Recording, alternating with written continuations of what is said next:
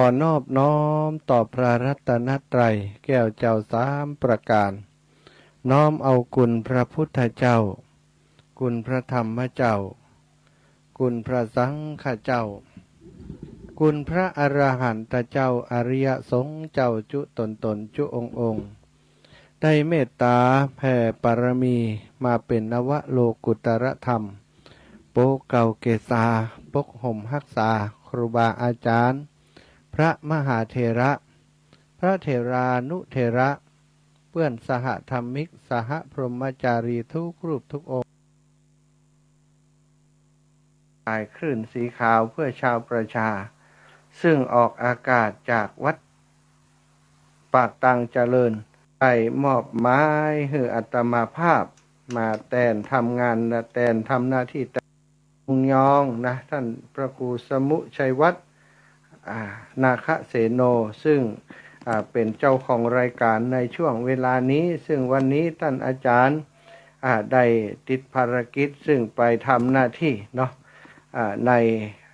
งานปริวาสงานอยู่กรรมงานปริวาสกรรมของครูบาอาจารย์ในวัดวาในตำบลของที่ครูบาอาจารย์เพื่อนได้ทำหน้าที่อยู่เนาะก็มีการช่วยงานกันกับครูบาอาจารย์หลายรูปหลายองค์วันนี้เปิ้นก็ไปทำหน้าที่ของเปิ้นก็เปลี่ยนให้อัตมาภาพซึ่งเป็นน้องเป็นนุ่งมาเข้ารายการแทนครูบาอาจารย์เป็นลูกศิษย์ลูกหามาเข้ารายการแทนครูบาอาจารย์ในวันนี้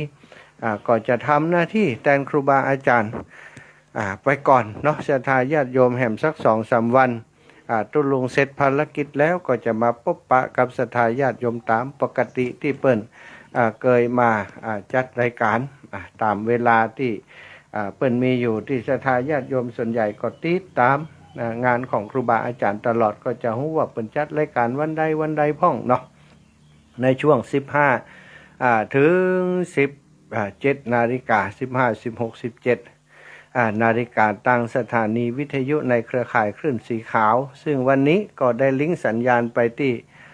สถานีวิทยุวิทยาลัยสงฆ์นครลำปางโดยเนาะพอดีว่าตั้งผู้จัดรายการที่จังหวัดลำปางก็มีภารกิจติดภารกิจกันหลายท่านด้วยกันโดยเฉพาะท่านผอ.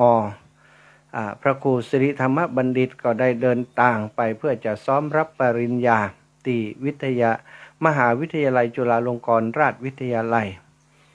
สำนักงานใหญ่ที่วังน้อยอยุธยาศรัทธาญาติโยมพร้อมกับน้องแอมพัชริยาฟองจันตาก็ไปรับปริญญาด้วยกันเนาะน้องแอมนี้จะไปรับปริญญาโทท่านอาจารย์เปิ้นปริญญาเอกเนาะศรัทธาญาติโยมก็ดีใจกับครูบาอาจารย์แล้วก็ลูกสาวน้องแอมพัชริยาฟองจันตาเจ้าหน้าที่ดูแลสถานีก็ไปด้วยกันแล้ววันนี้พบปะกันเป็นวันที่8วันที่8เดือนธันวาเดือนสุดท้ายของปี2565มาพบมาปะกันยามบ่ายเวลาบ่าย3 โมงเนาะ3 โมงไปแล้วตอนนี้บ่าย3 นาฬิกาถึง5 นาฬิกาซึ่งก็เป็นเวลาที่ศรัทธาญาติโยมอีพ่ออีแม่กินข้าวนั้นจำเข้าตอนเรียบร้อยบางพ่องก่อนนั่งเนี่ยการเนี่ยงานอยู่ตามบ้านตามจองได้พักผ่อนมานั่งมาพูดจากันตามบ้านตามจองต่างๆหรือว่าบางพ่องนั่งเนี่ยการอยู่บ้านคนเดียวง่อมเงาเนาะ ก็เอาธรรมะเป็นเปื่อนเอาวิทยุเป็นเปื่อนเปิดฟังเพลงก็เพลงก็ซ้ำไปซ้ำมาก็ใกล้เพลงแล้วก็มาฟังธรรมะกันเอาธรรมะมาเป็นบรรณาการมาฝากมาแบ่งมาปั่นให้กับศรัทธาญาติโยมโดยอัตมาภาพพระมหาสมชาติชาตปัญโยเนาะจากอุทยานธรรมพระสุนทรมุนี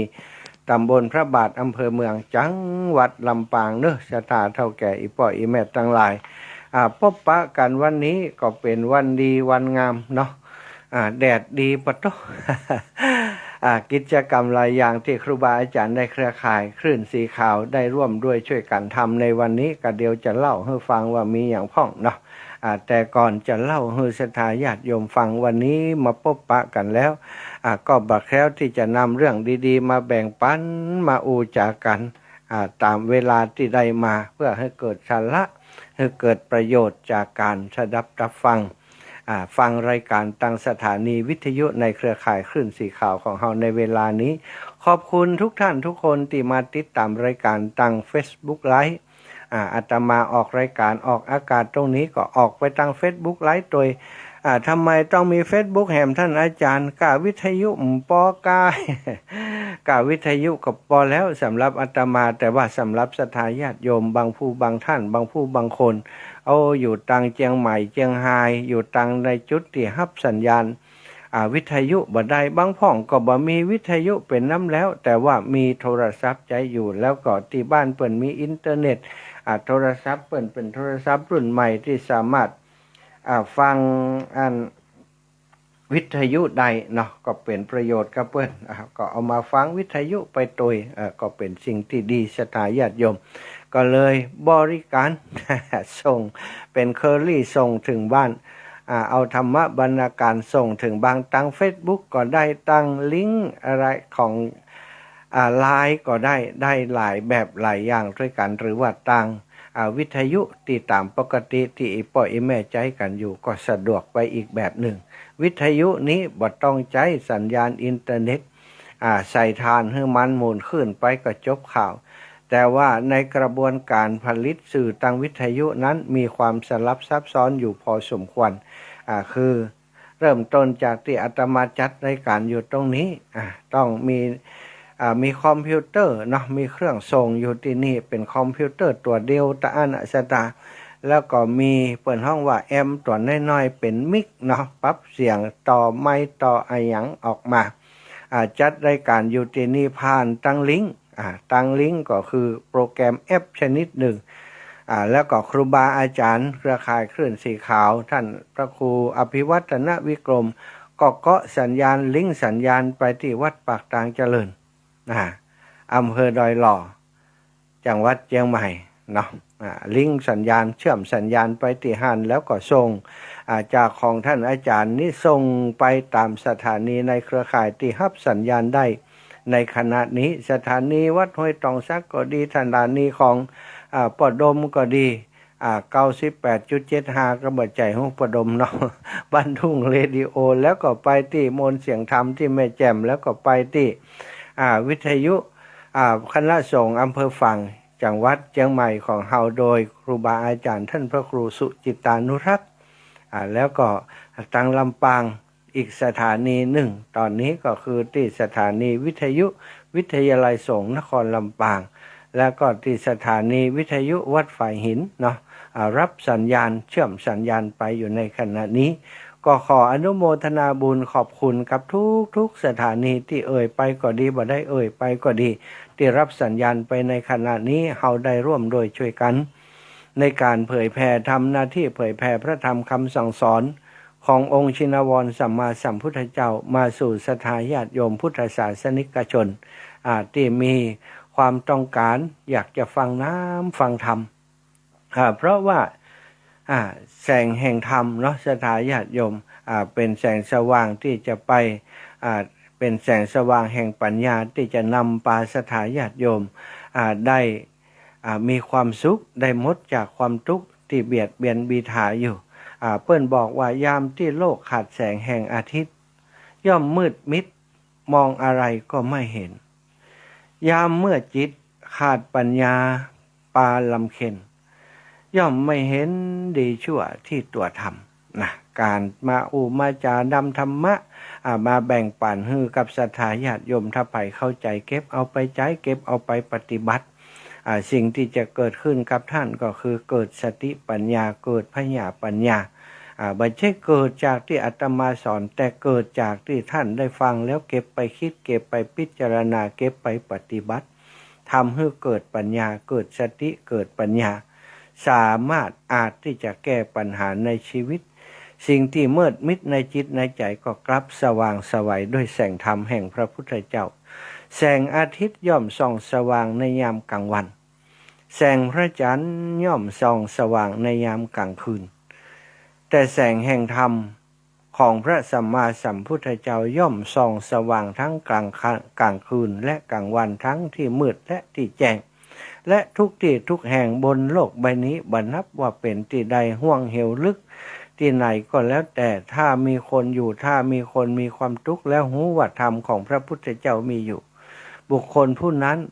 ก็จะเกิดสติปัญญาเกิดแสงสว่างทา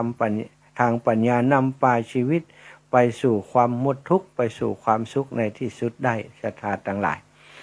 พบปะกันวันนี้ศรัทธาญาติโยมก็อยากจะมาเล่ามาแบ่งปันผ่อนคลายเนาะกับ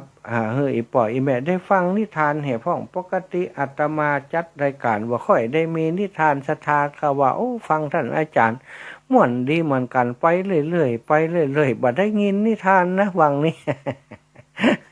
บางของก็ชอบฟังนิทานก็ยังละอ่อนเหมือนกันนะศรัทธาบางคนนี่นะอ่าน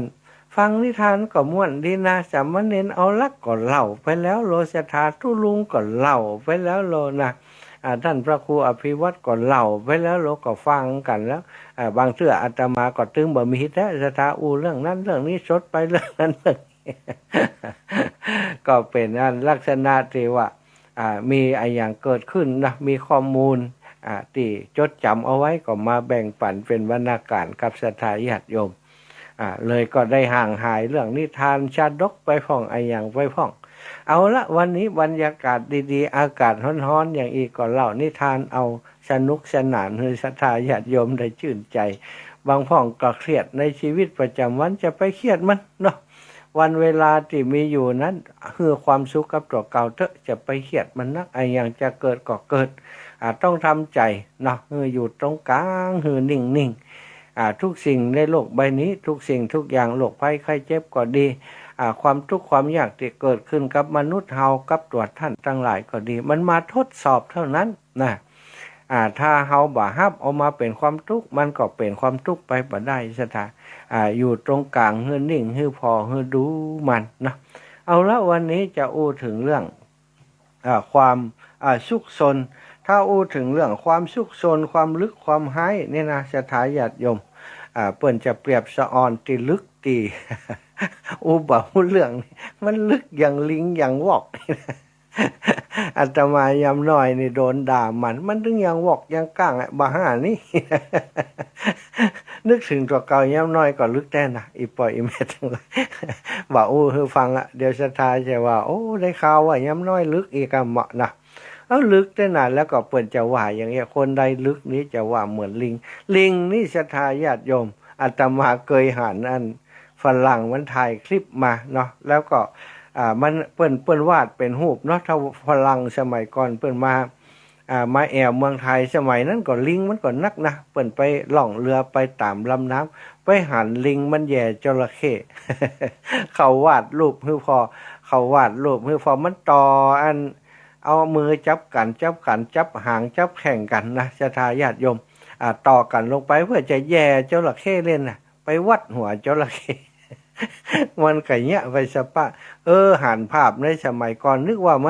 มันเป็นภาพบันไดนะบ่มีแต่นะโอ้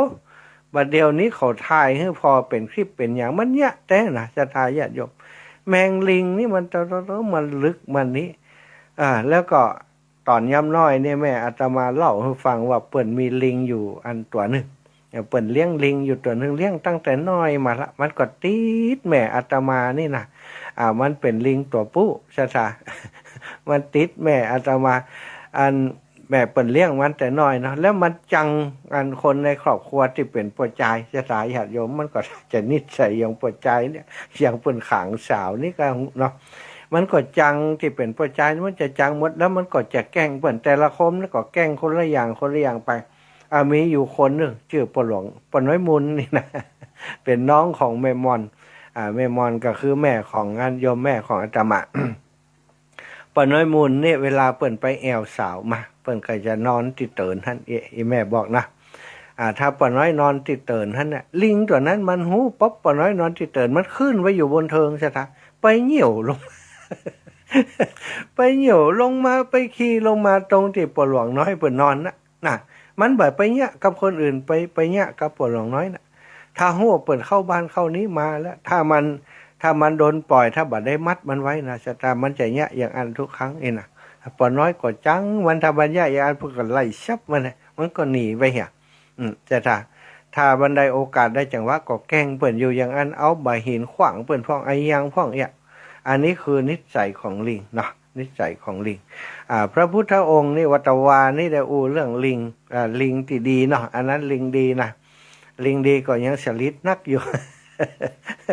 เอาอันน้ำผึ้งไปถวายพระพุทธเจ้าเอาตัวผึ้งเอาอันหางผึ้งไปถวาย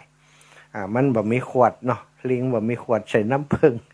เอาเพิ่งมิ้นอาตมาคิดว่าเป็นเพิ่งมิ้นถ้าเป็นเพิ่งหลวงหางใหญ่คงเอาไปบ่ได้เพิ่งมิ้นที่มันล้างแล้วแม่มันหนีแล้วก็เอาไปถวายพระพุทธเจ้าพระพุทธเจ้าฉันลิงดีใจกระโดดโลดเต้นกิ่งไปก่ำใส่กิ่งไม้แห้งตกลงมาไม้ลักต่ออยู่ตั้งพื้นดินเสียบตูดเสียบทวารตายเป็นเทวดาไปอยู่บนสวรรค์พุ่นนะอันนั้นลิงที่มาถวายน้ำผึ้งแด่พระพุทธเจ้าวันนี้มีลิงแหมตัวนึงอันนี้ลิงลึกนะก่อนจะเล่าเรื่องลิงลึกก็ ถึงที่มาที่ไปของลิงลึกแห่กรรมก่อนจะถในสมัยนั้นที่กรุงสาวัตถีนะกรุงสาวัตถีก็มีลิงตัวนึงชอบเข้าไปในโรงเลี้ยงช้างเป็นประจำศรัทธาญาติโยมที่พระพุทธเจ้าเพิ่นอยู่ที่เมืองสาวัตถีหั่นนะไปบิณฑบาตตั้งพระสงฆ์ตั้งหลายสาวกตั้งหลายแต่ไปบิณฑบาตกับพระพุทธเจ้าก็เดินผ่านโรงเลี้ยงช้างนั้นไปก็หันลิงตัวนึงชอบเข้าไปอยู่ในโรงเลี้ยงช้างเป็นประจำและก็มักจะนั่งอยู่บนหลังและก็ไปถ่ายอุจจาระถ่ายปัสสาวะเป็นประจำบนหลังช้างสตาไปนั่งบนหัวเปิ่นไปขี้ไปเหี่ยวใส่เปิ่นเหมือนกับไปข่มบนสถาไปห่มบนหัวเปิ่นไปสลิดบัดดีบังงามบนหัวเปิ่นไปอวดคนว่ากูนี่ขี่จังหันก็ จังตัวนั้นก็อดทนใจเย็นสถาเป็นจังที่ใจเย็นบัดได้สื่อสาบัดได้สื่อสาอย่างจะส่งผลละไม้ให้เจ้าลิงส่งผลทำให้เจ้าลิงนั้นบักกว่าบักกว่าพอจ้างมันใจเย็นมันบ่เนี่ยอย่างฮือลิงมันก็ได้ใจจะทมันก็ไปอย่างนั้นทำไปห่มบนหัวเปิ้นฝ่องไปตบหัวไปขี้ไปเหี่ยวอยู่อย่างนั้นแบบทุกวันนะทำแบบเดิมแบบนั้นทุกวันถ้าคนหันก็จะหันลิงในสภาพแบบนั้นไปเหี่ยวไปขี้บนหัวจ้างนะจนกระทั่งในวันหนึ่งปรากฏว่าจ้างตัวเดิมนั้นบ่อยู่มีลูกจ้างเข้ามาแทนที่แต่ลิงตัวนั้นมันก็บอกก็คิดว่าจ้างกูตัวก็เหมือนกันเนาะลิงตัวนั้นหันจ้างเข้ามากระโดดโลดเต้นขึ้นไปบนหลังจ้างแล้วก็ไปฉี่ไปขี้ใส่บนหัวจ้างหันเมื่อโดนอย่างอันจ้างตัวใหม่นี่มันเป็นจ้างที่บ่ใจเย็นหรอกมันก็ลิงตัวนี้ไอ้อย่างยังไดมาขึ้นบนหลังกูอย่างนี้และปลายบอกพอมาเหี่ยวมาขี้ใส่มันดูถูกกันนี่ว่าน่ะจ้างก็โมโหใช่ไหมจ้างนี่มันงวงของมันนี่ก็เหมือนกับมือนะใช่ไหมมันสามารถยิบจับอะไรอย่างได้มันก็ใจงวงของมันเวียงขึ้นไปจับลิงได้เนาะ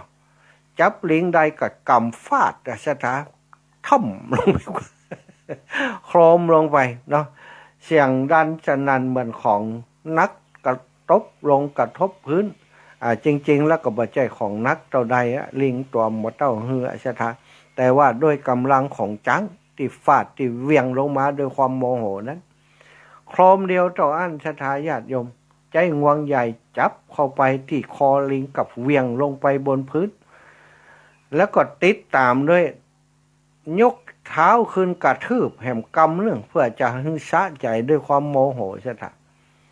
เอาเท้ากระทืบเหยียบไปที่หลังของลิงที่นอนอยู่บนพื้นนั้นอย่างบปราณีด้วยความโมโหเหตุการณ์ดังกล่าวนั้นมีหมู่พระภิกษุสงฆ์ได้เดินผ่านไปพอดีก็ได้ไปหันภาพศรัทธาญาติโยมกูเตือหันก็รำคาญจังแต่ว่าลิงตัวนี้เนี่ยอย่างมาจมมาใจไปขี้บนหัวไปเหี่ยวบนหัวเพิ่นมันจึงลึกอย่างวอกได้เนาะพระภิกษุเหล่านั้นก็กูเตือหันก็บ่เป็นหยังหันก็รู้สึกรำคาญอยู่เหมือนกันภิกษุที่เป็นปุถุชนก็ยังนึกจังลิงตัวนี้โดยซ้ำไปแต่ว่าวันนั้นไปหันอย่างอันก็เป็นตาดีอินดูลิงตัวนี้ เหตุการณ์ดังกล่าวนั้นทำให้ภิกษุทั้งหลายได้เข้าไปหาพระพุทธเจ้าแล้วก็วิพากษ์วิจารณ์เรื่องของลิงเนี่ยขณะนั้นพระองค์เสด็จผ่านมาพอดีก็ได้ตรัสถามว่าเธอนั่งอู้เรื่องอะไรอย่างกันอยู่ก็หันเข้ามาก็เงียบดับปิงไปเหี่ยอุตกี้อู้เรื่องอย่างกันอยู่เมื่อพระองค์ทรงเสด็จเข้าไปแล้วตรัสถามอย่างอันก็คนภิกษุทั้งหลายก็ได้เล่าเรื่องของลิงนี้คือฟังว่าข้าพระองค์ได้อู้ถึงเรื่องลิงตัวนั้นพระเจ้าค่ะพระองค์ก็คงเคยหันที่โรงเลี้ยงช้างหันที่มันชอบขึ้นไปบนหลังช้างตัวใหญ่ๆวันนี้ช้างตัวนั้นเพิ่นเอาไปอยู่ที่อื่นมีช้างน้อยแหมตัวช้างวัยรุ่นช้างหนุ่มมาอยู่แทนแล้วก็ลิงตัวนี้ถ้าจะขึ้นไปขี้บนหัวเพิ่นแหมว่าพระองค์ช้างตัวนี้เลยโมโหจับฟาดก็ฟื้นตายชื่อเสี่ยวโดนย่ำแหมขี้แตกขี้แตนอยู่อีน่ะพระพุทธองค์ก็บอก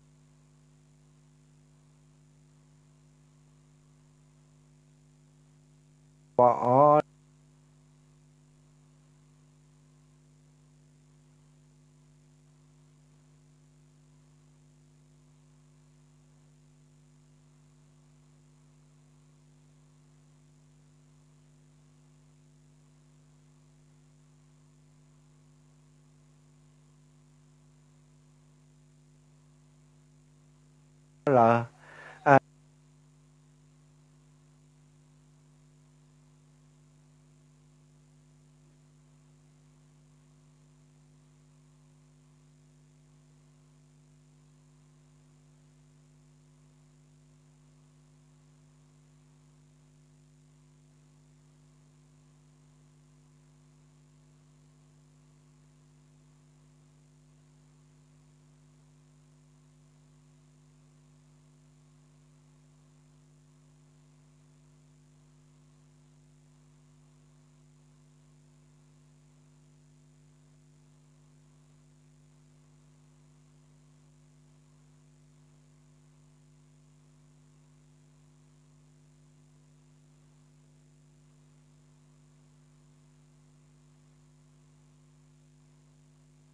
ในอดีตก็เป็นเช่นนี้ลิงตัวนี้ในอดีตก็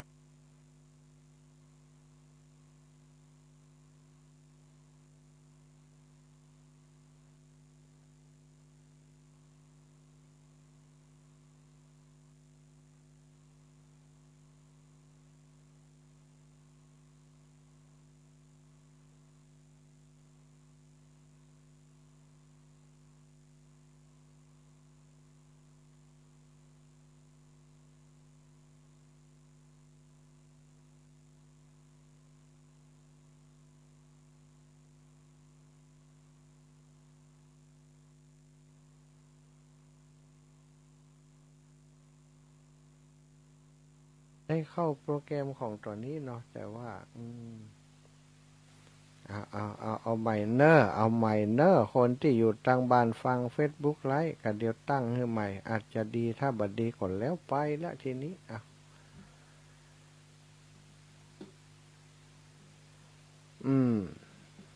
เอาแล้วรู้ไลรู้เสียแล้วจะทายาทโยมทิ้งก่อน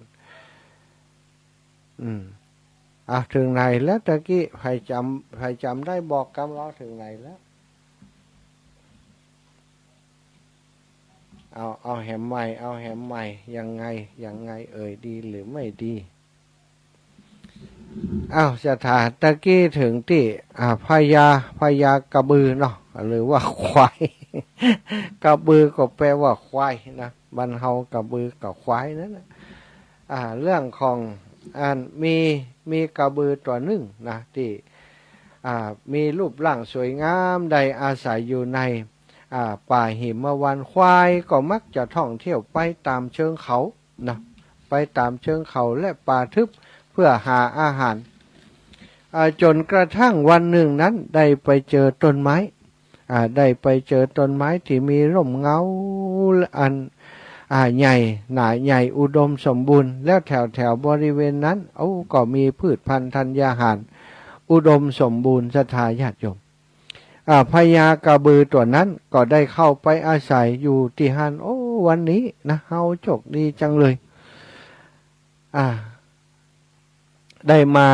มาอยู่ในสถานที่ที่เหมาะอันอากาศก็เย็นสบายแล้วก็มีหญ้ามีอะไรอย่างห่มเงาก็ดี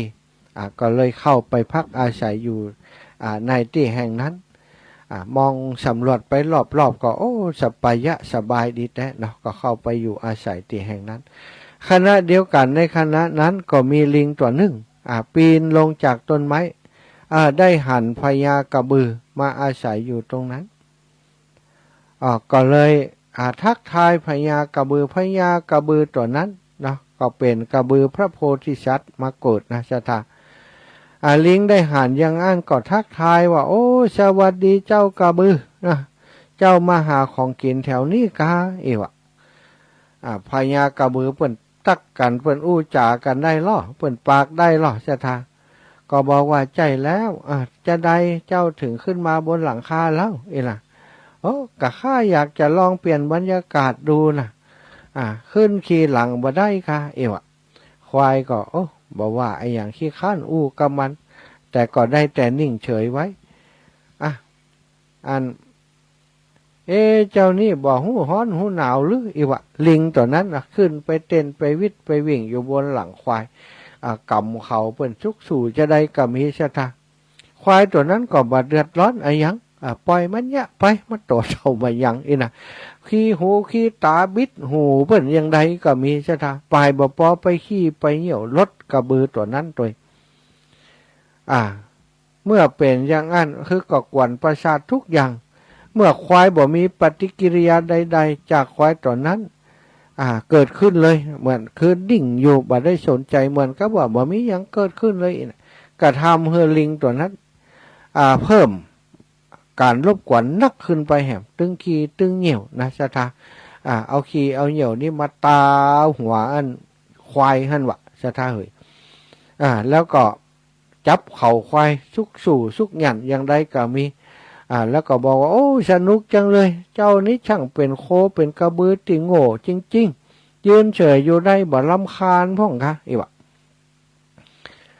แต่ทุกอย่างก็ยังคงเงียบเมื่อแกล้งหย่อโมโหบ่สำเร็จเจ้าลิงตัวแสบนั้นก็ปีนขึ้นไปบนต้นไม้กลับไปเหมือนเดิมเหตุการณ์ก็เกิดอย่างอีวนซ้ำไปซ้ำมา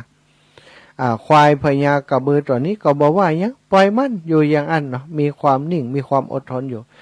จนกระทั่งวันหนึ่งเทวดาที่สิงสถิตอยู่ติดต้นไม้ทนดูบ่ได้ก็เข้าไปหาพญากระบือว่าโอ้ท่านดูก่อนพญากระบือเพราะเหตุใดท่านจึงอดกันการดูหมิ่นของลิงชั่วตัวนี้ผู้ฆ่าหันลิงหันเหตุลิงทำกับท่านหันเหตุการณ์ทั้งหมดรู้สึกโมโหแตนนะอดบ่ได้นะอยากจะเอาบ่หินบุบหัวลิงตัวนี้เหตุได้นะอดทนบ่ได้ต่อการกระทำเช่นนี้เจ้าลิงนั้นมันกลับกอกประทุษร้ายมิตรท่านกำจัดเจ้านั้นเตอะถ้าบ่ทำเช่นนั้นก็จะถูกมันเบียดเบียนอย่างอีอยู่ร่ำไปลุกคเทวดาโมโหแตนอันพญากระบือ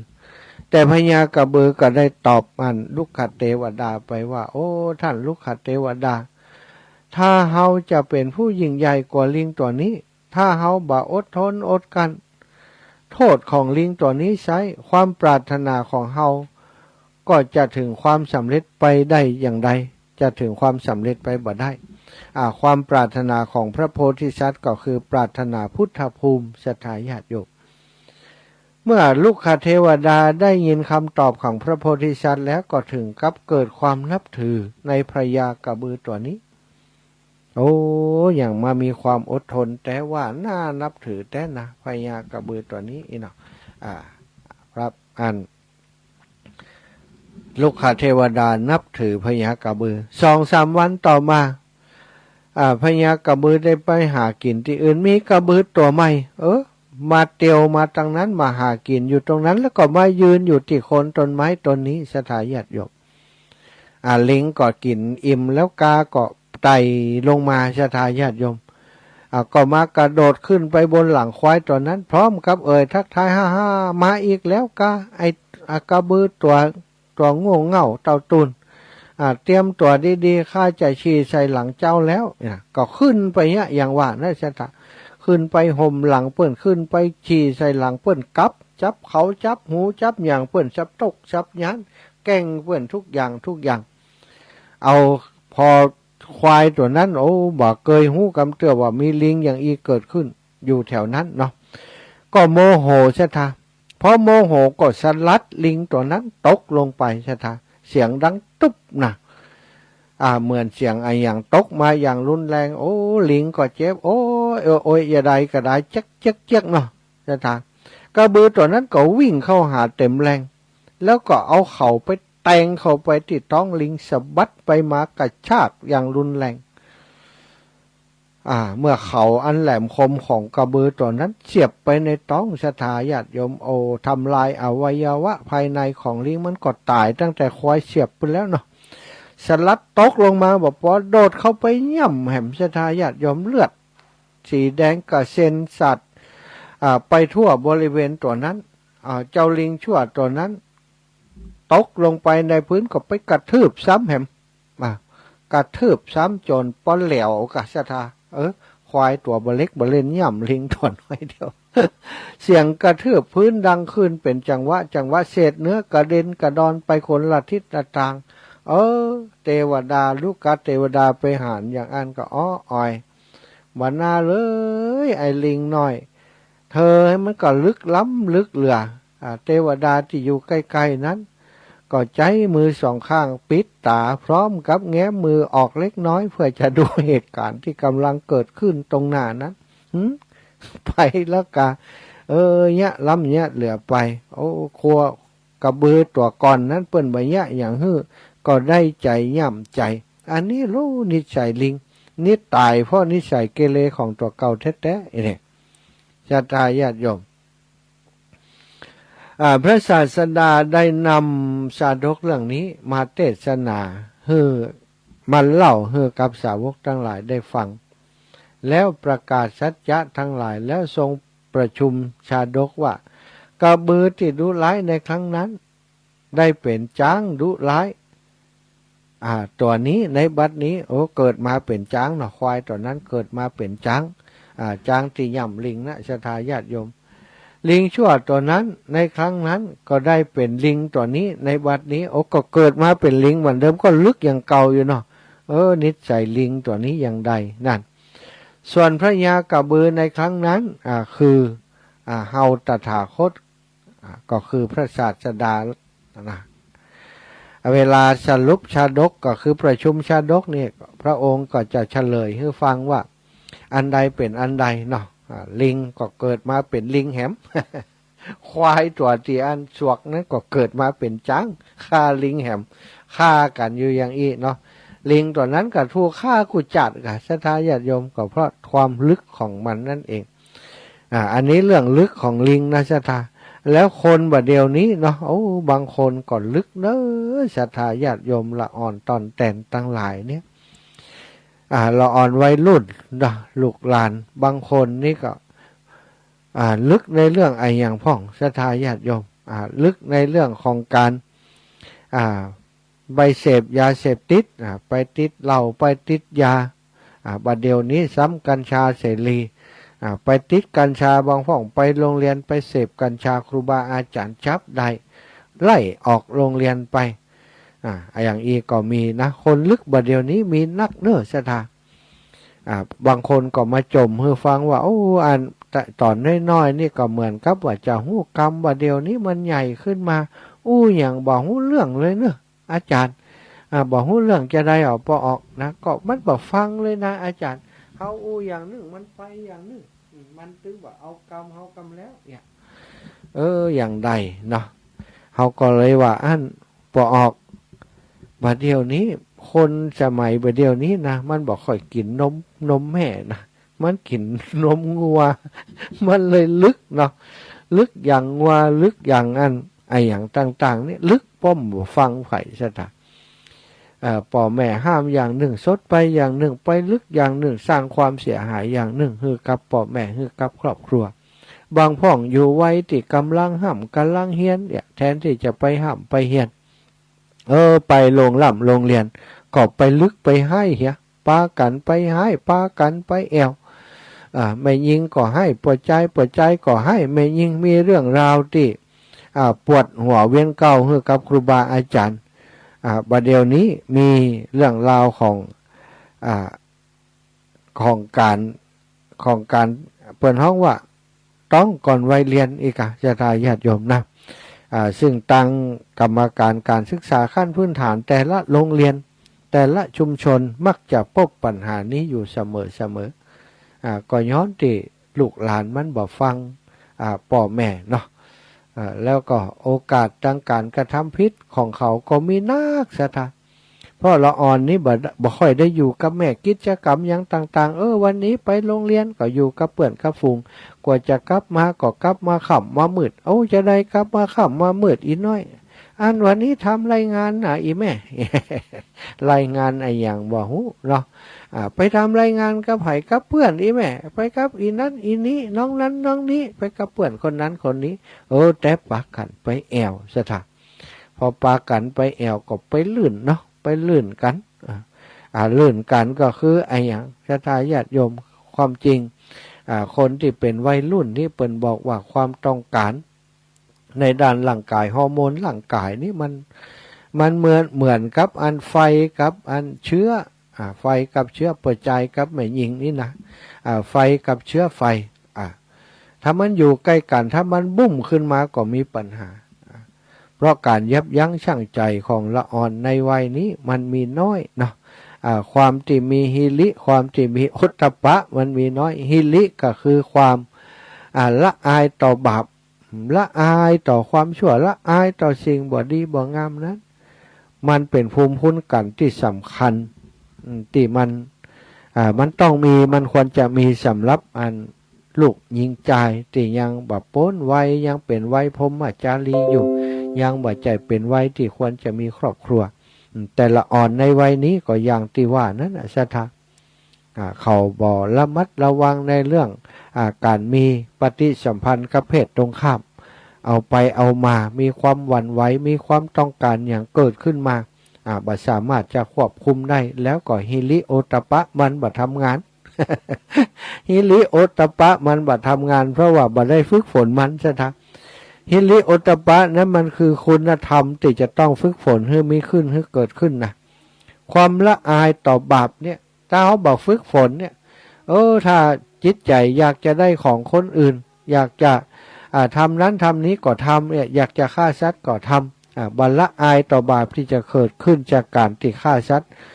พอเนี้ยมันเข้ามันก็เป็นความเคยชินความละอายก็เลยบ่เกิดขึ้น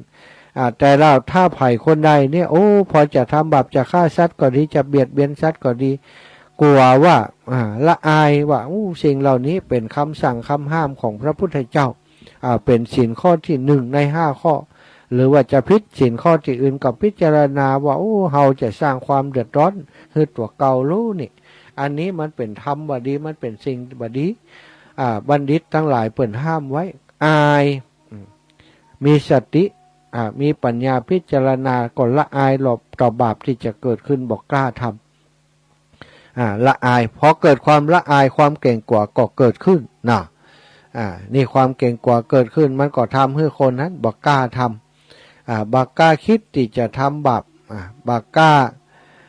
กระทำลงมือกระทำบาปกลัวผลของบาปที่จะส่งผลให้ตัวเองและครอบครัวได้มีความทุกข์ก็ป้องกันตัวเองไว้โดยอาศัยธรรมที่คุ้มครองโลกนี้ก็คือธรรมที่ชื่อว่าฮิริและโอตตัปปะศรัทธาญาติโยมอีป่ออีแม่แต่คนบัดเดียวนี้ละอ่อนบัดเดียวนี้อย่างที่อาตมาว่าไปนั้นภูมิคุ้มกันในด้านนี้เขาบ่มีเพราะสิ่งเหล่านี้มันบ่มีอยู่ในตัวเขาเนาะความผิดพลาดมันก็มักจะเกิดขึ้นง่ายศรัทธาญาติโยมเกิดขึ้นง่ายได้มีเพศสัมพันธ์ก่อนวัยเรียนเอาไปเอามาก็มีต้องก่อนวัยเรียนอยู่ในวัยเรียนนั้นบ่จะก่อนวัยเรียนก่อนวัยจะจบโรงเรียนครูบาอาจารย์ก็ต้องแก้ปัญหาต้องพักเรียนดรอปเรียนไปบัดเดี๋ยวนี้เพิ่นบ่ไล่ละอ่อนออกไปจากห้องเรียนออกใจไปจากโรงเรียนนะจ๊ะมีปัญหาอย่างไปจัดการตัวเองก่อน ไปคลอดลูกเรียบร้อยก็ปิกมาบวชปิกมาอันเฮียนหนังสือแห่ไม่ได้อย่างอีเป็นต้นเนาะศรัทธานะแล้วศรัทธาญาติโยมวันนี้ได้พบได้ปะกันในชั่วโมงต้นชั่วโมงแรกนี้ก็นำนิทานในชาดกมาเล่ามามาจากกับศรัทธาให้ศรัทธาญาติโยมได้ฟังผ่อนคลายกันไปตอนนี้ก็จะแบ่งเวลาให้เนาะแบ่งเวลาให้โทรมาในชั่วโมงแรกนี้สัก10 นาทีก่อนจากนั้นก็จะให้ได้ฟังเพลงธรรมะเหี่ยสักเพลง2 เพลงแล้วก็พบกันในชั่วโมงที่2เนาะชั่วโมงแรกนี้ไผจะแจ้งผลการรับฟังอยู่ที่ไหนตั้งได้อีนะก็โทรมามาจากกันเนอะเบอร์เดิมสถา0808844173 0808844173เบอร์เก่าเบอร์เดิม0808844173โทรมาได้แล้วโทรมาได้เลยเนอะโทรมาแลกเปลี่ยนมามาจากกันเคยมีประสบการณ์เรื่องหันลิงลึกก็ ลิงนี่อาตมาบอกกล้าเล่นตัวสถาต้องมันลึกนะแล้วมันแหงนะถ้าตัวที่เป็นวัยรุ่นถ้าเขาเนี่ยอย่างเฮือโมโหนี่นะมันกระโดดเนี่ยอย่างเฮือเขานี่ป้องกันตัวบัดตันเนอะบัดนี้เป็นเล่นมันชักเม็ดลิงนี่นะลึกขนาดนะใครมีประสบการณ์เคยเลี้ยงลิงมาพ่องลองเพื่อการฟังพอล็อก ความลึกของลิงเจริญปอนโยมแม่น้องมาเข้าพางโยมแม่4,000ไว้สาเจ้าท่านมหาเจ้าแม่โอนตังเข้าไปแล้วเนอะแม่โอนตังไปเมื่อตอนเที่ยงตอนบ่ายโมงอย่างเนี้ยเจ้าแม่แม่โอนไปละเจ้าหอมวัดเหล่ามณฑาเนาะแม่เนาะวัดอย่างวัดท่านอันนั้นก้าท่านอย่างท่านเสลอ่ะอีแม่จะหอมซื้อทีเดียวเดี๋ยวจดไว้ก่อนแม่4,000หอมท่านเสน่ห์เจ้าแม่4,000เพราะว่ามันได้ทำบุญจะป้นสักเตื้อเมื่อใดก็พอเผื่อหูมาแม่ก็โอนแบบเปลี่ยนโอนแบบจ้างวันนี้แม่ไปสั่นกับแปลงแม่ไปขออันคนสั่นกับแปลงพูดเปิดโอนเฮ้ดีแล้วขอบคุณอีแม่เนอะจะเริญปอนจะรับสายแบ่งกันจะเริญปอนโยมแม่นวลเทพเสด็จจ้าว่าเจ้าวันนี้จะอยู่บ้านฟังอยู่เนออีแม่บอกไปอันเก็บอันนี้แหละวันนี้พักผ่อนเนาะไปทำขั้นตอนแบบที่มาห้าเบียร์เบียร์ยังชีพนะเจ้าวันนี้วันที่อย่างนี้ฮับเบียร์นี่8เจ้าฮับเบียร์ก็แบ่งเกิงเนาะได้ตัวใดมันเดียวปีนี้ได้70อยู่เจ้า70ได้70นี่ได้800ก็ได้70อ่ะได้700แม่จะโอนไปที่ท่านสาธิตนะรอแม่สิ้นปีนี้บ่ได้ก็ได้ท่านอาจารย์เปิ้นยังบ่ได้แก้เตื้อเปิ้นแก้เป็นว่าปีหน้าเปิ้นแก้นะแล้วแม่จะหอมท่านตัวนะสิลูกจะอันของอันเนี่ยอาจารย์อย่างน่ะเสน่ห์เนาะการหลงน่ะเสน่ห์การหลงเนาะถ้าแม่หอมได้ก็แจ้งมาเด้อแม่จะโอนพร้อมกันนะเจ้าแม่เมาเนี่ยกันอยู่พร้อมบ่ได้ก็ได้พร้อมบ่ได้ก็ได้บ่ต้องฟังเจ้าสาธุเนอะจ้าวันหน้าไม่เอียวเนอะวันหน้าแม่จะเจ้าแม่เอาปันกันคนน้อยแม่สุแก้วคำอ้วนบ้านศรีโพธารามอีแม่2 ติด 2 ตึดแล้วแม่ได้ยินแล้วหรอก็แต่เจ้าท่านก็บอกแม่นะว่าอันท่านนั้นการหลวงเนอะอีอ่ะแล้วมันลืมเปิ้นอ่ะเจ้าเนี่ยดีก่อนแม่ยังได้หอมที่ดินเปิ้นเลยเนาะเจ้าแม่ได้กับกระถิ่นนะกระเดียแม่หอมท่านกระโหลก200นะเจ้าอีแม่สุแก้วหอมแม่ท่านกระโหลก200เนาะเจ้าแล้วแม่จะโอนไปคืนเนาะค่ะเจ้าแม่เจ้าถ้าวันนี้ตังก็อยู่วันนี้ถ้ามันจะตังกับวันพรุ่งนะเจ้า200เจ้าเจ้าขอบคุณอีแม่เด้อจ้าเดี๋ยวจะลุดไปให้หมอขี้ขั้นโทรกลับสายนี้ไปสาเจ้านะสาธุอีแม่วันนี้ยกหลังคาแล้วนะรักพอก็หันก็หันแล้วเนาะเรียบร้อยแล้วเรียบร้อยงามขนาดอีแม่ยังบ่ได้มุงกับเรื่องพองามแล้วเป็นงานทุ่งเศรษฐีบุญอันใดใหญ่หรือ มันก็จะประมาณเดียวกัน แต่ว่าอันโครงสร้างเนาะมันความละเอียดของโครงสร้างจะต่างกันน้อยต่างเพศมันวัสดุมันแปลงกว่าน้อยนะแม่แล้วก็ช่างก็ละเอียดน้อย อ่า เจ้า มันแบบเดียวกันนั่นนะ แบบเดียวกันนั่นแหละแต่มันจะต่างกันคงความงดงามอย่างนิดน้อยเล็กน้อยต่ออัน มันมีอันประตูตั้งหลังออกมาตั้งหลังพระเจ้าแล้วก็ ก็ยังตอนนี้มันเป็นประตูเข้าออกอยู่ก่อนนะแม่มีมันมีช่องทางออกอยู่กับเผื่อพระสงฆ์เปิ่นเดินขึ้นมาทางนั้นได้อีกกับแม่ มันง่ายดีนะ ใจลิงเนี่ยตายไปทั้งจานก็ยังมีนิสัยอย่างเก่านะ โอ้ลึกอย่างเก่าเป็นตัวเก่าเนอะวะพระพุทธเจ้าว่าตัวเก่านะตัวที่โดนควายย่ำ ตัวที่จานกำฝาดนั่นเป็นนิสัยอย่างเก่าอยู่ มันถึงอย่างอันได้หนาแมงนี่อีแม่ลื่นมันมาได้ยิ้มแล้วน่ะเนาะลิงนี่กลัวเด้อ แม่ตอนงานนั่นเปิ่นเอามาเล่นกันนะเปิ่นซ้ออันน่ะดักแด้ใบตองกล้วยไปมันชอบใจมันกินดิ สาธุขอบคุณแม่เนอะวันที่11ปราการ เจ้าจัดเจนดีเจ้าไว้เจ้า บุญรักษ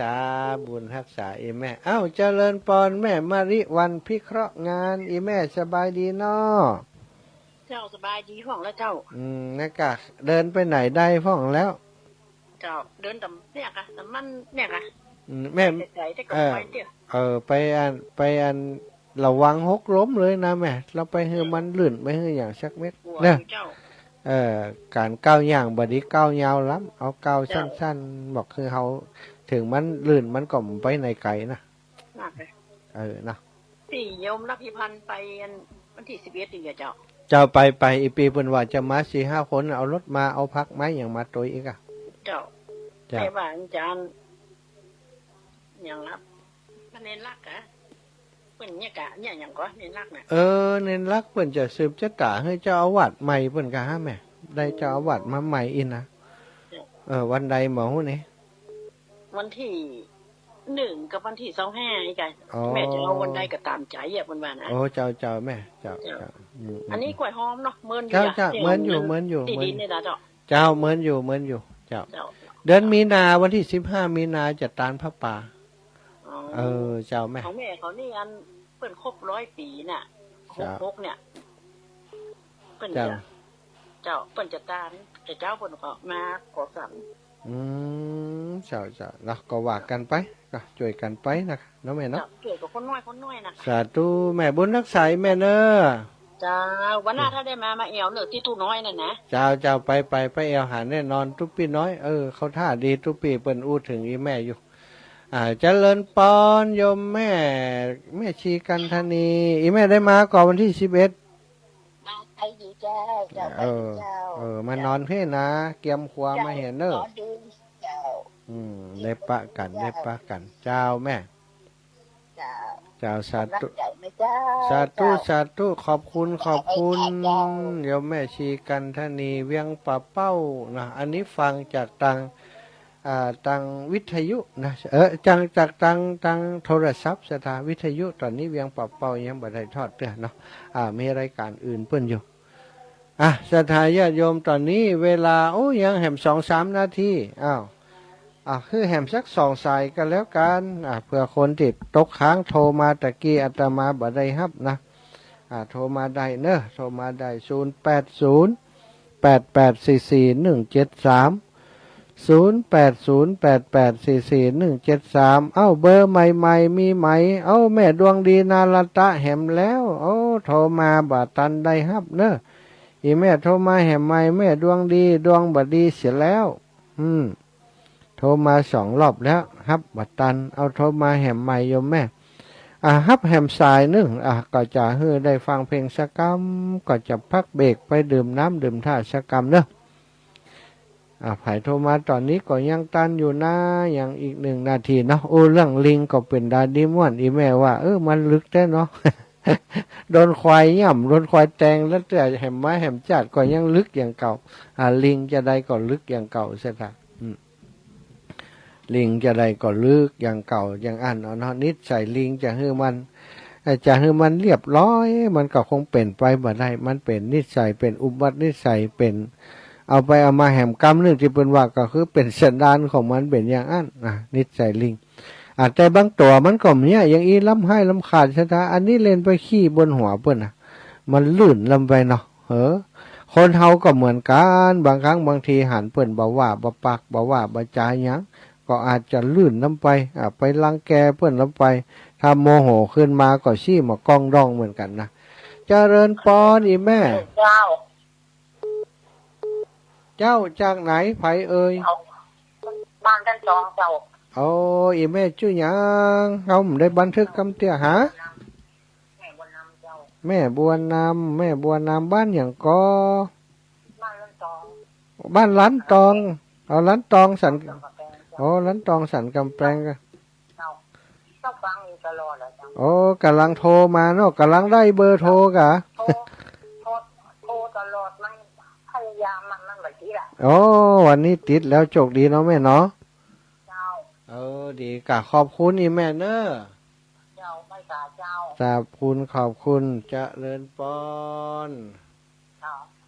โอ้โยมแม่อย่างก็โยมแม่บัวนำอีนะบ้านล้านตองเด้อโทรติดแล้วแม่นพวรรณคำดวงดีบ้านใหม่สามัคคีตำบลแม่เฮียอาจารย์จำได้ดีจำได้ดีเจ้าโยมแม่จ้ะโยมแม่ฝันถ้าอาจารย์อยู่ตรงแต่ว่าก็น่าสนใจ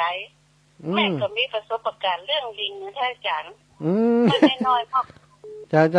ชั้นสองเลยนะเจ้าไปกินข้าวตอนที่บ้านแล้วกับเปลวผ่านพี่เปิ่นเลี้ยงลิงมันเป็นโรงอาหารเนาะของมหาวิทยาลัยที่มันของไม่หัวผ่านไปแล้วแม่หลอกลิงสมันแล้วมันเจียวตายยางใส่แม่มันเป็นโมนะเอามันเช่นลิงมันเป็นอีวอกนะแต่อ่อนนี่นะอาจารย์เอาจะไปตั้งหน้าก็ไม่ได้จะไปตั้งหลังก็ไม่ได้ให้อะจะลงไปตั้งหลังแล้วมีคนใหญ่เพิ่นขี่รถถีบกันใหญ่ๆเนาะขึ้นย่างมาแล้วเพิ่นก็ไล่มันไปแล้วเพิ่นก็บอกว่าจะไปไหนจะไปโรงเรียนเจ้าแล้วเพิ่นก็อันพ่อแม่ไปนั่งบนรถถีบเพิ่นนั่นนะแล้วเพิ่นถามแม่ว่าถ้าเราไปอย่างมันถึงไหลเขาหลอกลิ้นสมาเจ้าตัวเก่าดีขึ้นหัวมันก็มืดเนาะแม่เนาะตัวใหญ่แล้วมันหลายตัวด้วยนะอันนี้เฮาพิษนี่เนาะบ่ใช่ลิงพิษนี่อีแม่นี่ก็ลึกกว่ามันกันนี่แม่ลึกจัดลิงนะอาจารย์สาธุสนุกเสียงสาธุขอบคุณอีแม่เนอะญาติโยมตอนนี้จะให้ฟังเพลงธรรมะสักเพลง2เพลงก่อนสำหรับศรัทธาที่โทรมาบัดตันรับสายเนอะก็เดี๋ยวโทรมาแหมใหม่ชั่วโมงหลังมีอยู่เนาะตอนนี้ฟังเพลงยามเย็นเหี่ยน้อยเนาะเข้าวัดยามเป็นดีกว่าเข้าวัดยามตายเนอะ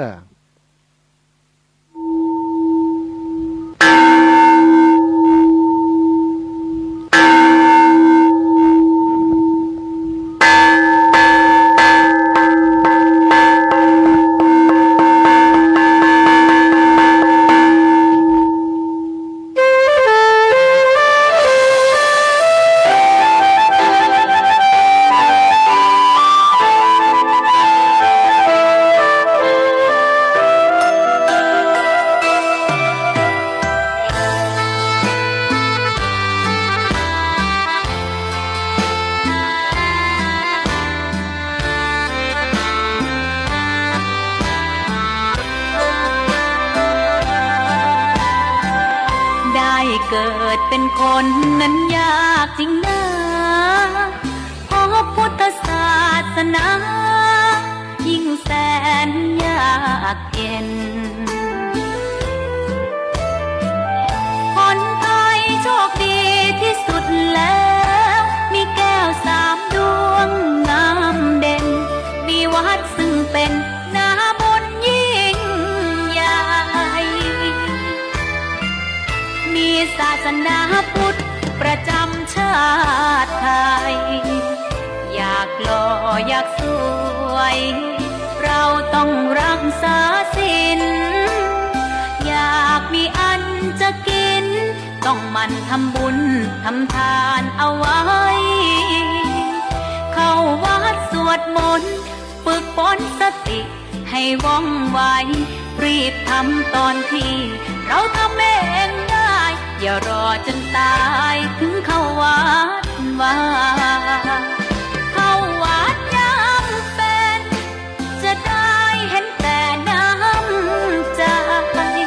เข้าวัดยามตายจะได้เห็นแต่น้ำตา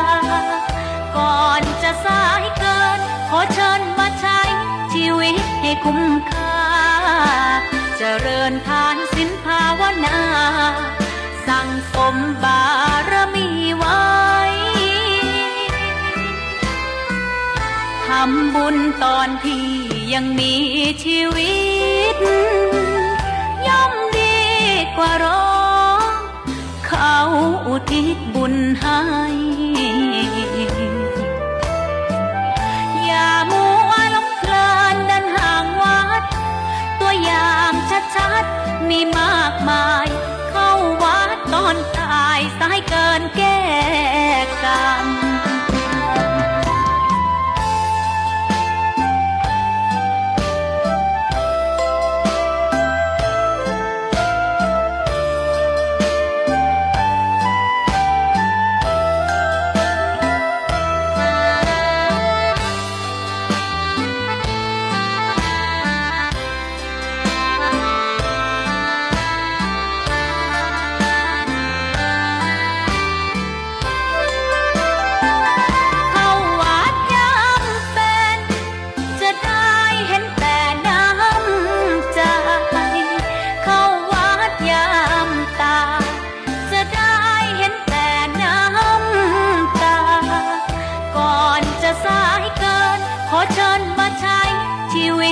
คุ้มค่า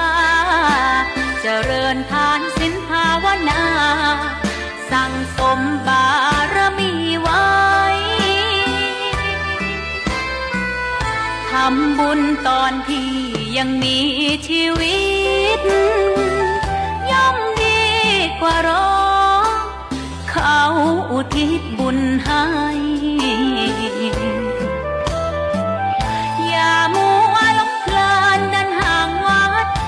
ตัวอย่างชัดๆมีมากมายเข้าวัดตอนตายสายเกินแก้กรรมเข้าวัดยามเป็นผลบุญหนุนนำเข้าวัดยามเป็นจะได้เห็นแต่น้ำใจเข้าวัดยามตายจะได้เห็นแต่น้ำตา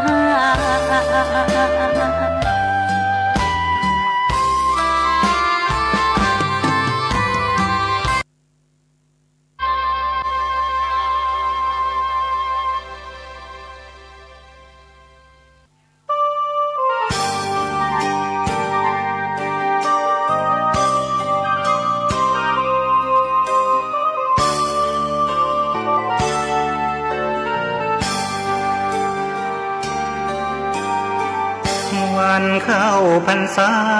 เรามาร่วมใจเลิกดื่มสุราเมลัยถวายเป็นพุทธบูชาทุกสิ่งเสพติดทำลายชีวิตทั้งใจวาจาผิดศีลข้อที่ห้าสาเหตุให้เกิดเพศภัยใช้สติไตรตรองให้ลองคิดดูเหล้ายานั้นคือศัตรูก็กินทรัพย์สินภายในทำร้ายครอบครัวไร้ความสุขลูกเมียทุกใจเงินทองที่หามาได้สลายไปกับน้ำเมาตั้งจิตอธิษฐาน สาบานไว้ว่าวันเข้าพรรษาเลิกราแล้วเล่าเข้าวัดทำบุญกันเถิดพวกเราให้พระขัดเกลากิเลสเบาบางหลวงพ่อเจ้าคุณท่านคอยห่วงใยอยากเห็นครอบครัวสดใสปลอดภัยในทุกทางเลิกเมาแล้วขับไม่ถูกจับปรับให้เสียสตางค์อย่าปล่อยตัวเข้าเกี่ยวว่างเสริมสร้างชีวิตครอบครัว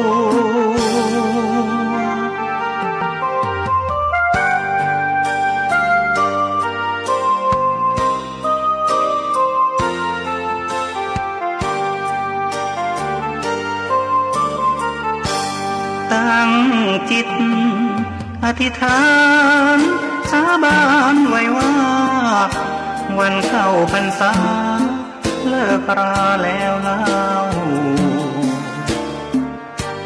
เข้าวัดทำบุญกันเถิดพวกเราให้พระขัดเกลากิเลสเบาบางหลวงพ่อเจ้าคุณท่านคอยห่วงใยอยากเห็นครอบครัวสดใสปลอดภัยในทุกทางเลิกเมาแล้วขับไม่ถูกจับปรับให้เสียสตางค์อย่าปล่อยตัวเข้าเกี่ยวว่างเสริมสร้างชีวิตครอบครัว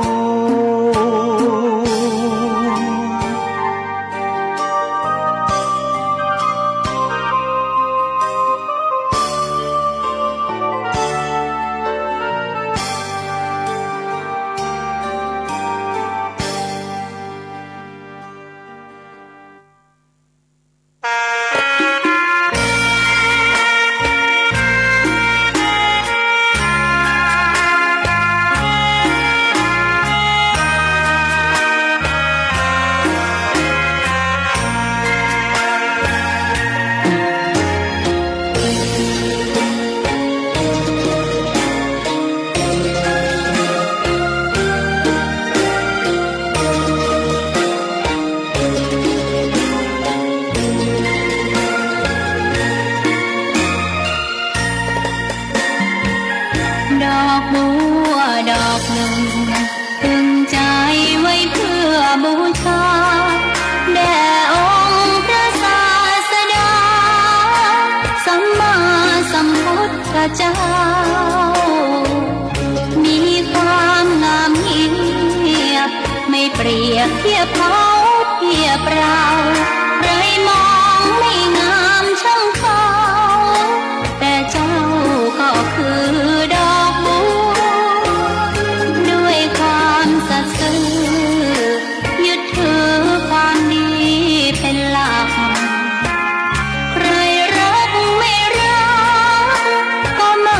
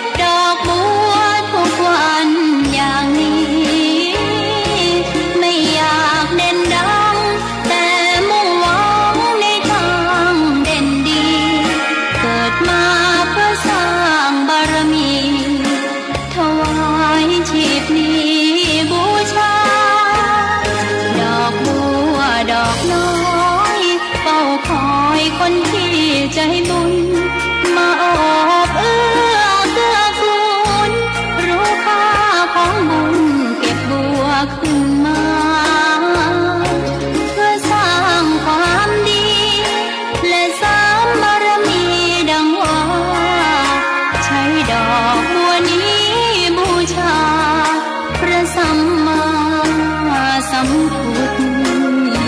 พระองค์ วันนี้ท่านอาจารย์สมศักดิ์จะได้เรื่องมาเข้าวัน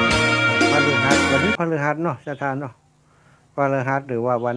พฤหัสนี้วันนี้จะเป็นตุลุงยองนะท่านอาจารย์ของอาตมาภาพแต่วันนี้อาตมาภาพมาเข้ารายการแทนครูบาอาจารย์เนื่องจากเพิ่นมีภารกิจอยู่ศรัทธาญาติโยมทั้งหลายเนาะก็เข้าใจกันตามนี้เนอะนี่ก็เป็นชั่วโมงที่2สำหรับชั่วโมงแรกที่ผ่านไปก็ได้นำเรื่องราวของชาดกเนาะมาเล่าให้ศรัทธาฟังสรุปแล้วคนเฮานิสัยอย่างใดก็จะเป็นอย่างอันลิงตัวตะกี้นี้จัดก่อนก็ลึกมาจัดนี้จัดที่พระพุทธเจ้า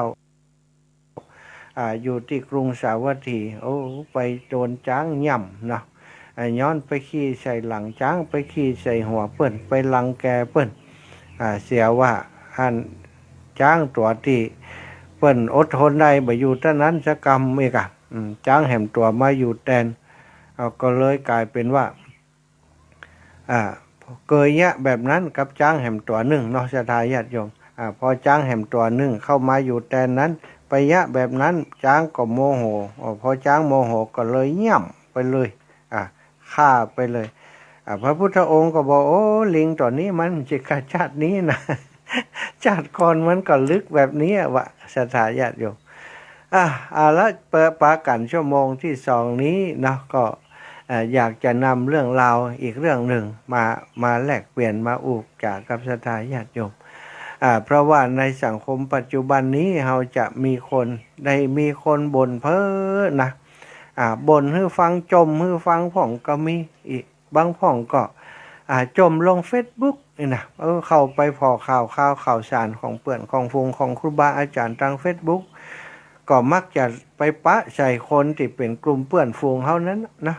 มาจมให้ฟังใน Facebook ทำดีบ่ได้ดีเรื่องโน้นเรื่องนี้นะข้อมูลเป็นอย่างไรแน่นอนบ่แน่ใจแต่ว่าส่วนใหญ่ก็จะบ่นเปรยๆว่าทำคุณคนบ่ขึ้นทำดีบ่ได้ดีช่วยเหลือเขาไปแล้วสุดท้ายมาหักหลังมาทำร้ายเฮาอย่างอันอย่างอีเนาะ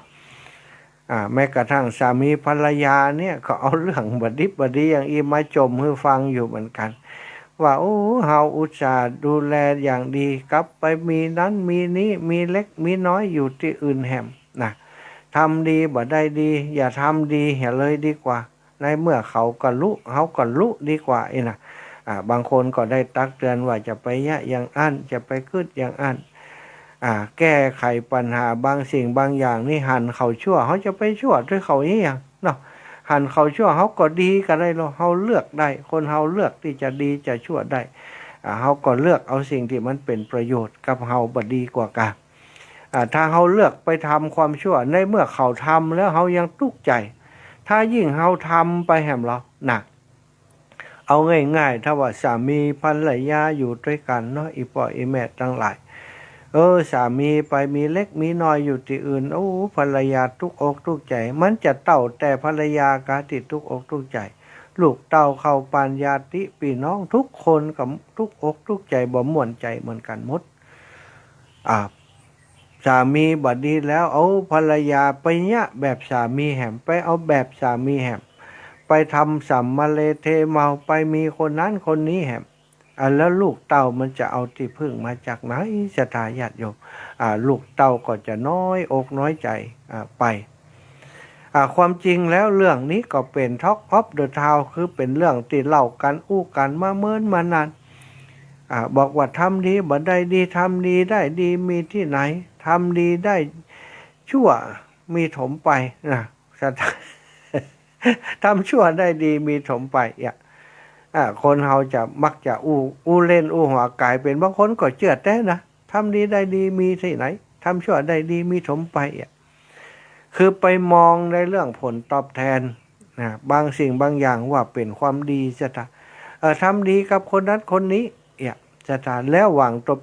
ผลตอบแทนเป็นคำสรรเสริญเยินยอเป็นเงินเป็นทอง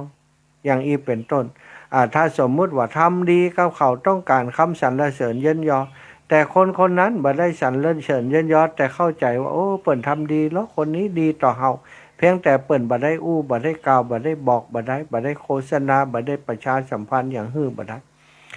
ก็เกลียดเปิ่นโอ้เฮาทำดีแต่ทำดีว่าช่วยเหลือเขาก็เป็นอันว่าบ่อู้ถึงเฮาสักกรรมบ่เอ่ยถึงเฮาสักกรรมละซะท่าหวังเพียงจะให้เปิ่นเอ่ยถึงเปิ่นกล่าวถึงเปิ่นสรรเสริญเยินยออย่างอีก็แสดงว่าทำดีเพื่อหวังผลตอบแทนที่บ่เป็นความดีซะท่า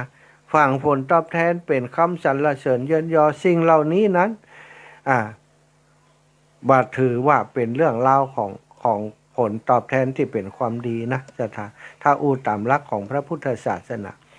คนที่ทำดีนี้มันได้ดีแล้วตั้งแต่ที่ทำจริงๆแล้วได้ตั้งแต่กึดปุ่นแล้วนะกึดจะทำดีกึดสมมุติว่ากึดจะหนทางนี้มันเป็นม่งเป็นหลุมแล้วกว่าอันตรายบ่ค่ำบ่คืนเดึกเดินคนขับรถมาทางนี้มันมืดเหี่ยรถตกมงนี่ก็จะได้รับบาดเจ็บเนี่ยอย่างไรดีไปหันแล้วเอาดินเอาหินอย่างมาถมเพื่อจะฮื้อถนนแห่งนั้นมันราบมันเรียบไป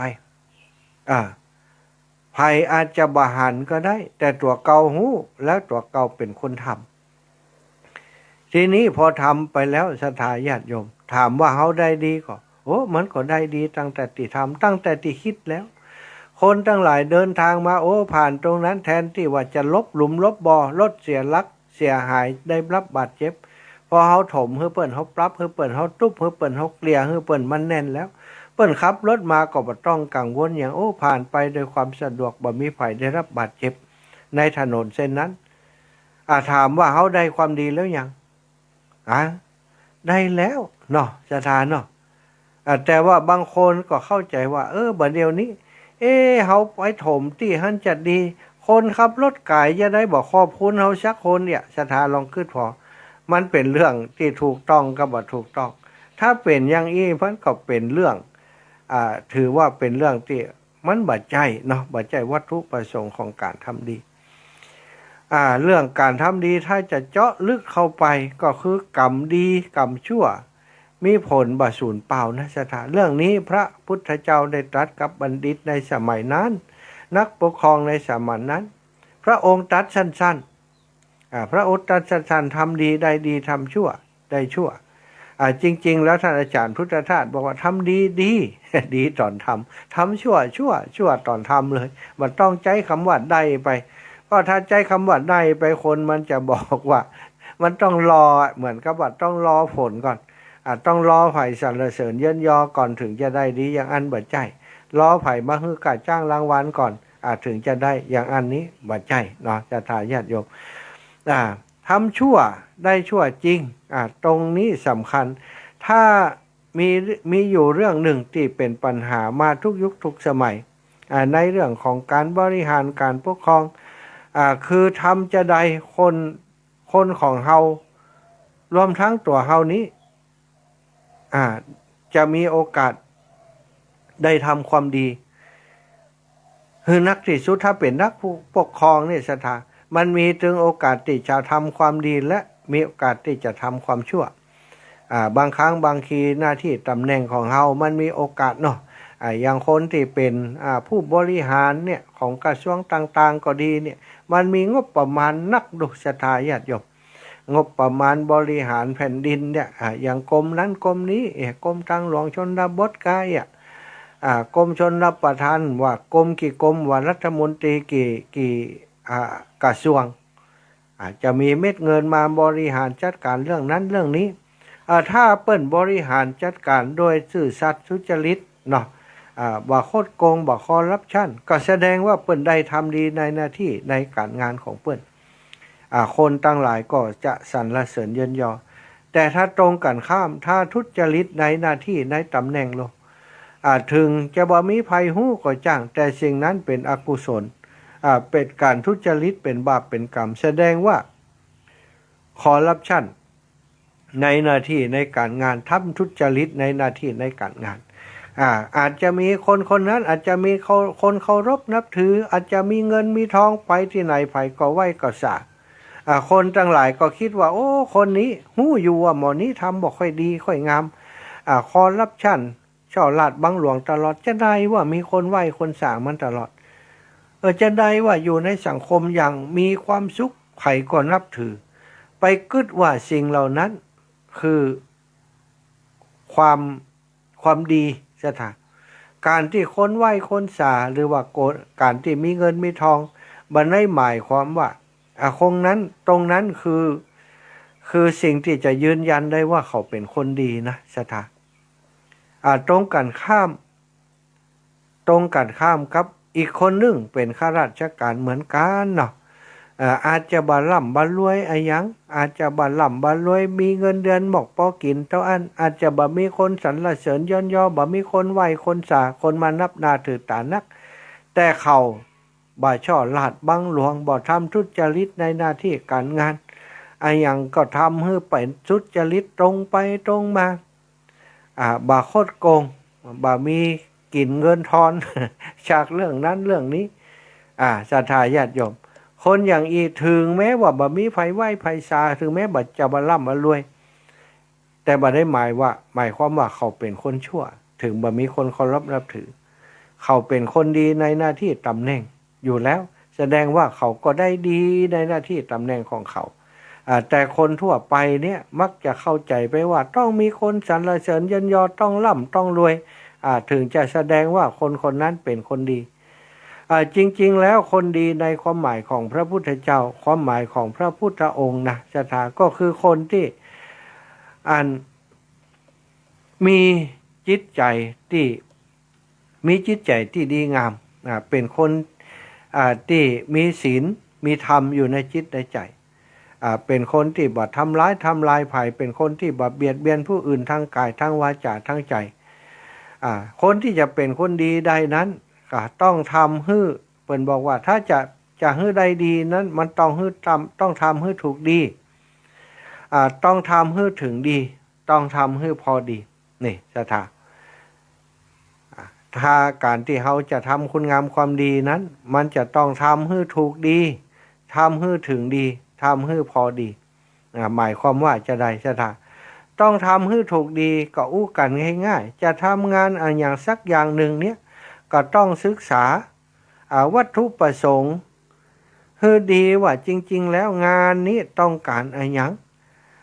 ทำให้มันเข้าเป้าถ้าบ่เข้าเป้าบ่ได้ศึกษาวัตถุประสงค์แต่ละเรื่องให้ได้ชัดเจนแล้วก็บ่ดีถ้าเฮาศึกษาให้ชัดเจนแล้วค่อยทำในทางศาสนามีเรื่องยกตัวอย่างเอาไว้เรื่องหนึ่งที่ฮู้กันเลยท่านมักจะเปรียบเทียบเอาไว้กับการซักเสื้อผ้าสถานของเฮาที่ใส่อยู่นี้โดยทั่วไปถ้าเสื้อผ้าเปื้อนก็เปื้อนตีคอนะส่วนใหญ่นะเปื้อนตีคอเปื้อนตีปกเป็นส่วนมากจากนั้นก็อาจจะมีปลายแขนพ่องปลายขาพ่องเนาะอย่างเสื้อผ้านี่ซักเขาจะสังเกตหันว่าจุดที่มันสกปรกคือจุดที่มันสัมผัสมันถูกับร่างกายเฮานักเนี่ยอย่างปกเสื้อเนี่ยคอของเฮามันยึกไปยักมาแล้วเนาะมันถูไปถูมาขี้ฝุ่นขี้ดินอย่างฝุ่นฝงอย่างมันไปปิวไปแถวนั้นมันก็ทำให้ส่วนคอส่วนแขนอย่างสกปรกส่วนอันนี้คือสิ่งที่แม้เขาจะขยี้ทั่วตัวแต่ถ้าบ่ได้ขยี้ที่ปกที่ปลายแขนมันจะเกลี้ยงก่อสถาญาติโยมมันก็จะบักเกลี้ยงเนาะมันก็สกปรกอยู่แถวนั้นผ้าทั้งตัวนั่นเขาต้องเลือกดูว่าเขาจะขยี้ตัดได้เพื่อจะให้มันสะอาดถ้าเขาไปขยี้บ่ถูกตีตีมันบ่ได้สกปรกเขาไปขยี้อยู่ที่หั่นละมันก็ส่วนที่สกปรกก็ยังสกปรกอยู่เขาก็เหนื่อยเปล่าไปขยี้ในจุดที่มันบ่สกปรกมันก็บ่ถูกตีมันสถาเพราะมันบ่ถูกตีบ่ถูกดีเพราะฉะนั้นการจะขยันอย่างก็แล้วแต่ต้องขยันแบบมีปัญญาถ้าบ่อย่างอันเนี้ยมันจะเป็นขยันแบบโง่อย่างที่ซักผ้านี่ก็นั่งซักวัดคำบ่สังเกตบ่ดูว่าจุดใดมันสกปรกจุดใดที่ควรจะขยี้จุดใดที่ควรจะซักให้มันสะอาดถ้าเฮาสนใจใส่ใจพิจารณาวัตถุประสงค์ของการซักผ้าจะได้ วิธีซักผ้าจะได้จะให้มันสะอาดนี่ศรัทธา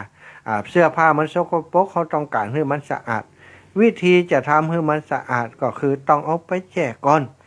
เอาไปแช่ไว้สักกำนึงเพื่อจะให้น้ำผงซักผ้ากาวัตถุที่ทำความสะอาดซึมเข้าไปในจุดที่สกปรกถ้าผ้าแห้งๆเขาแช่ไปเลยเนี่ยศรัทธาญาติโยมมันยังบัดนิ่มยังบัดนวลกับแต่ถ้าเขาไปซักเนี่ยมันก็จะใจแห้งนักออกแห้งนักถ้าว่าถ้าเขาแช่ไว้สักกำเนี่ยดีบัดดีที่ความสกปรกมันบ่ปอนักมันก็จะลุดออกไปถ้าบ่อันก็ถ้าแจ่ปุ๊บก็ซักปั๊บบางคนใจฮ้อนเนาะแจ่ปุ๊บก็ซักปุ๊บขยี้บางครั้งบางทีนี่เสื้อผ้านั้นก็เสียไปเลยนะจะตาเพราะขยี้แรงเกินไปถ้าบ่ออกก็แป้งเข้าซะแหมแป้งเข้าซะมันก็ซ้ำบางเข้าไปแหมเอาไปเอามาปุ๊ดติคอเสื้อปุ๊ดติแขนเสื้อเพราะว่าไปแปรงไปใจความแห้งลำไปแต่ถ้าใจเย็นน้อยพิจารณาดีๆซักอย่างใดให้มันสะอาดเขาก็จะบ่ได้เปลืองแห้งก็จะทำให้มันถูกลักรักษาเนื้อผ้าถนอมแห้งไว้ได้ตัวเนี่ยเพราะฉะนั้นการทำอย่างทุกอย่างถ้าจะขยันก็ต้องขยันให้ถูกที่บ่จะขยันแบบที่มันบ่ถูกที่ถูกทางมันก็จะเหนื่อยเปล่าเนาะการทำคุณงามความดีก็เหมือนกันถ้าเขาฉลาดในการทำเขาก็บ่ต้องเหนื่อยนักในการทำคุณงามความดีพิจารณาทำให้ถูกดีทำให้ถูกที่ถูกทางมันถ้าเขาทำให้ถูกดีแล้วเขาศึกษาดีๆแล้วก่อนลงมือทำสิ่งนั้นมันก็จะดีอย่างการซักผ้าเนี่ยมันก็จะสะอาดจิตใจของคนเขาก็เหมือนกันศรัทธาญาติโยมถ้าเขาจะทำคุณงามความดีเขาศึกษาแล้วในหน้าที่การงานของเขาก็ดีในการปฏิบัติธรรมของเขาก็ดีถ้าเขาศึกษาว่าอันนี้มันมีผลกระทบทำให้เขาต้องได้รับวิบากกรรมอย่างเช่นการฆ่าสัตว์วิบากกรรมจะทำให้เขานี้มีถ้าตามทำวิบากมีอายุสั้น เป็นผลเป็นวิบากของการฆ่าสัตว์เบียดเบียนสัตว์นี่จะทำให้สุขภาพเฮาพลานามัยของเฮาบ่ดีอย่างอีก็เหมือนกันเฮาฮู้กว่าว่าผลของสิ่งเหล่านี้จะเกิดขึ้นกับเฮาบ่ทำสิ่งเหล่านี้เฮาพิจารณาแล้วก็แสดงว่าเฮาทำดีถูกที่ถูกดีมันก็ดีนะศรัทธาญาติโยมทีนี้ทำดีให้มันให้มันถูกดีแล้วต้องทำให้ถึงดีหมายความว่าจะได้ศรัทธาญาติโยมถึงดีก็คือทำแล้วเนาะอย่างตะกี้ติยกตัวอย่างนี้ถ้าทำให้ถึงดีถูกดีแล้วจะดีได้ไหมบอกว่าก็บ่แน่ถ้าอย่างนั้นวันหลังคว้าเสื้อผ้ามาซักปกขยี้ไปติคอแล้วติแขนก็ขยี้แล้วถามว่าถูกดีไหมถูกแล้วจะได้ดีไหมบอกว่าบ่แน่เพราะว่าต้องถึงดีตัวคือมีปริมาณการงานที่มากพอนั่นเองเช่นว่าผ้าชิ้นหนึ่งเนี้ยที่ควรจะขยี้ต้องรอยเปื้อนสัก30 ครั้งถึงจะสะอาดเขาก็ต้องขยี้ให้มันได้30 ครั้งครบแต่ถ้าขยี้ไปเพียง10 ครั้ง10 ที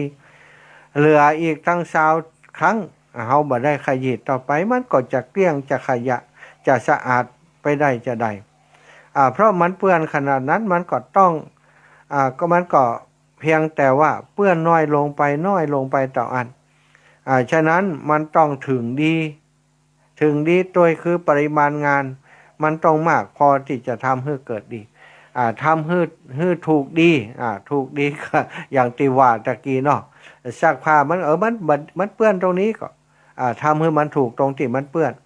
แล้วก็ถูกหมายความว่าบ่ใจทำถูกแค่ครั้งเดียวให้มันถึงดีหมายความว่าอย่างที่ว่าตะกี้คือต้องขยี้ไปขยี้ไปมันยังบ่ออกเด้อแจ้ไว้แหมสักกรรมขยี้ไปตรงนั้นแหมขยี้จนมันออกก็ดูว่ามันต้องขยี้กี่ครั้งมันถึงจะออกสมมุติว่ามันจะออกที่ประมาณ30 ครั้งมันก็จะสะอาดถ้าเขาขยี้ไป3 4 5 ครั้งศรัทธาญาติโยมมันก็จะสะอาดไปได้อย่างไรอันนี้ทำให้ถึงดีให้ถูกดีเนาะแล้วก็ทำให้พอดีถามว่าพอดีทำ ทำได้ถูกดีถึงดีแล้วจะได้ดีใหม่ก็ต้องบอกยังบ่แน่สถาต้องพอดีตัวยกตัวอย่างผ้าที่จะมาซักเขาควรจะขยี้สัก30 ทีแต่เขาเพื่อเหนียวเพื่อเหนียวมากไปหน่อยไปขยี้ถึง100 ที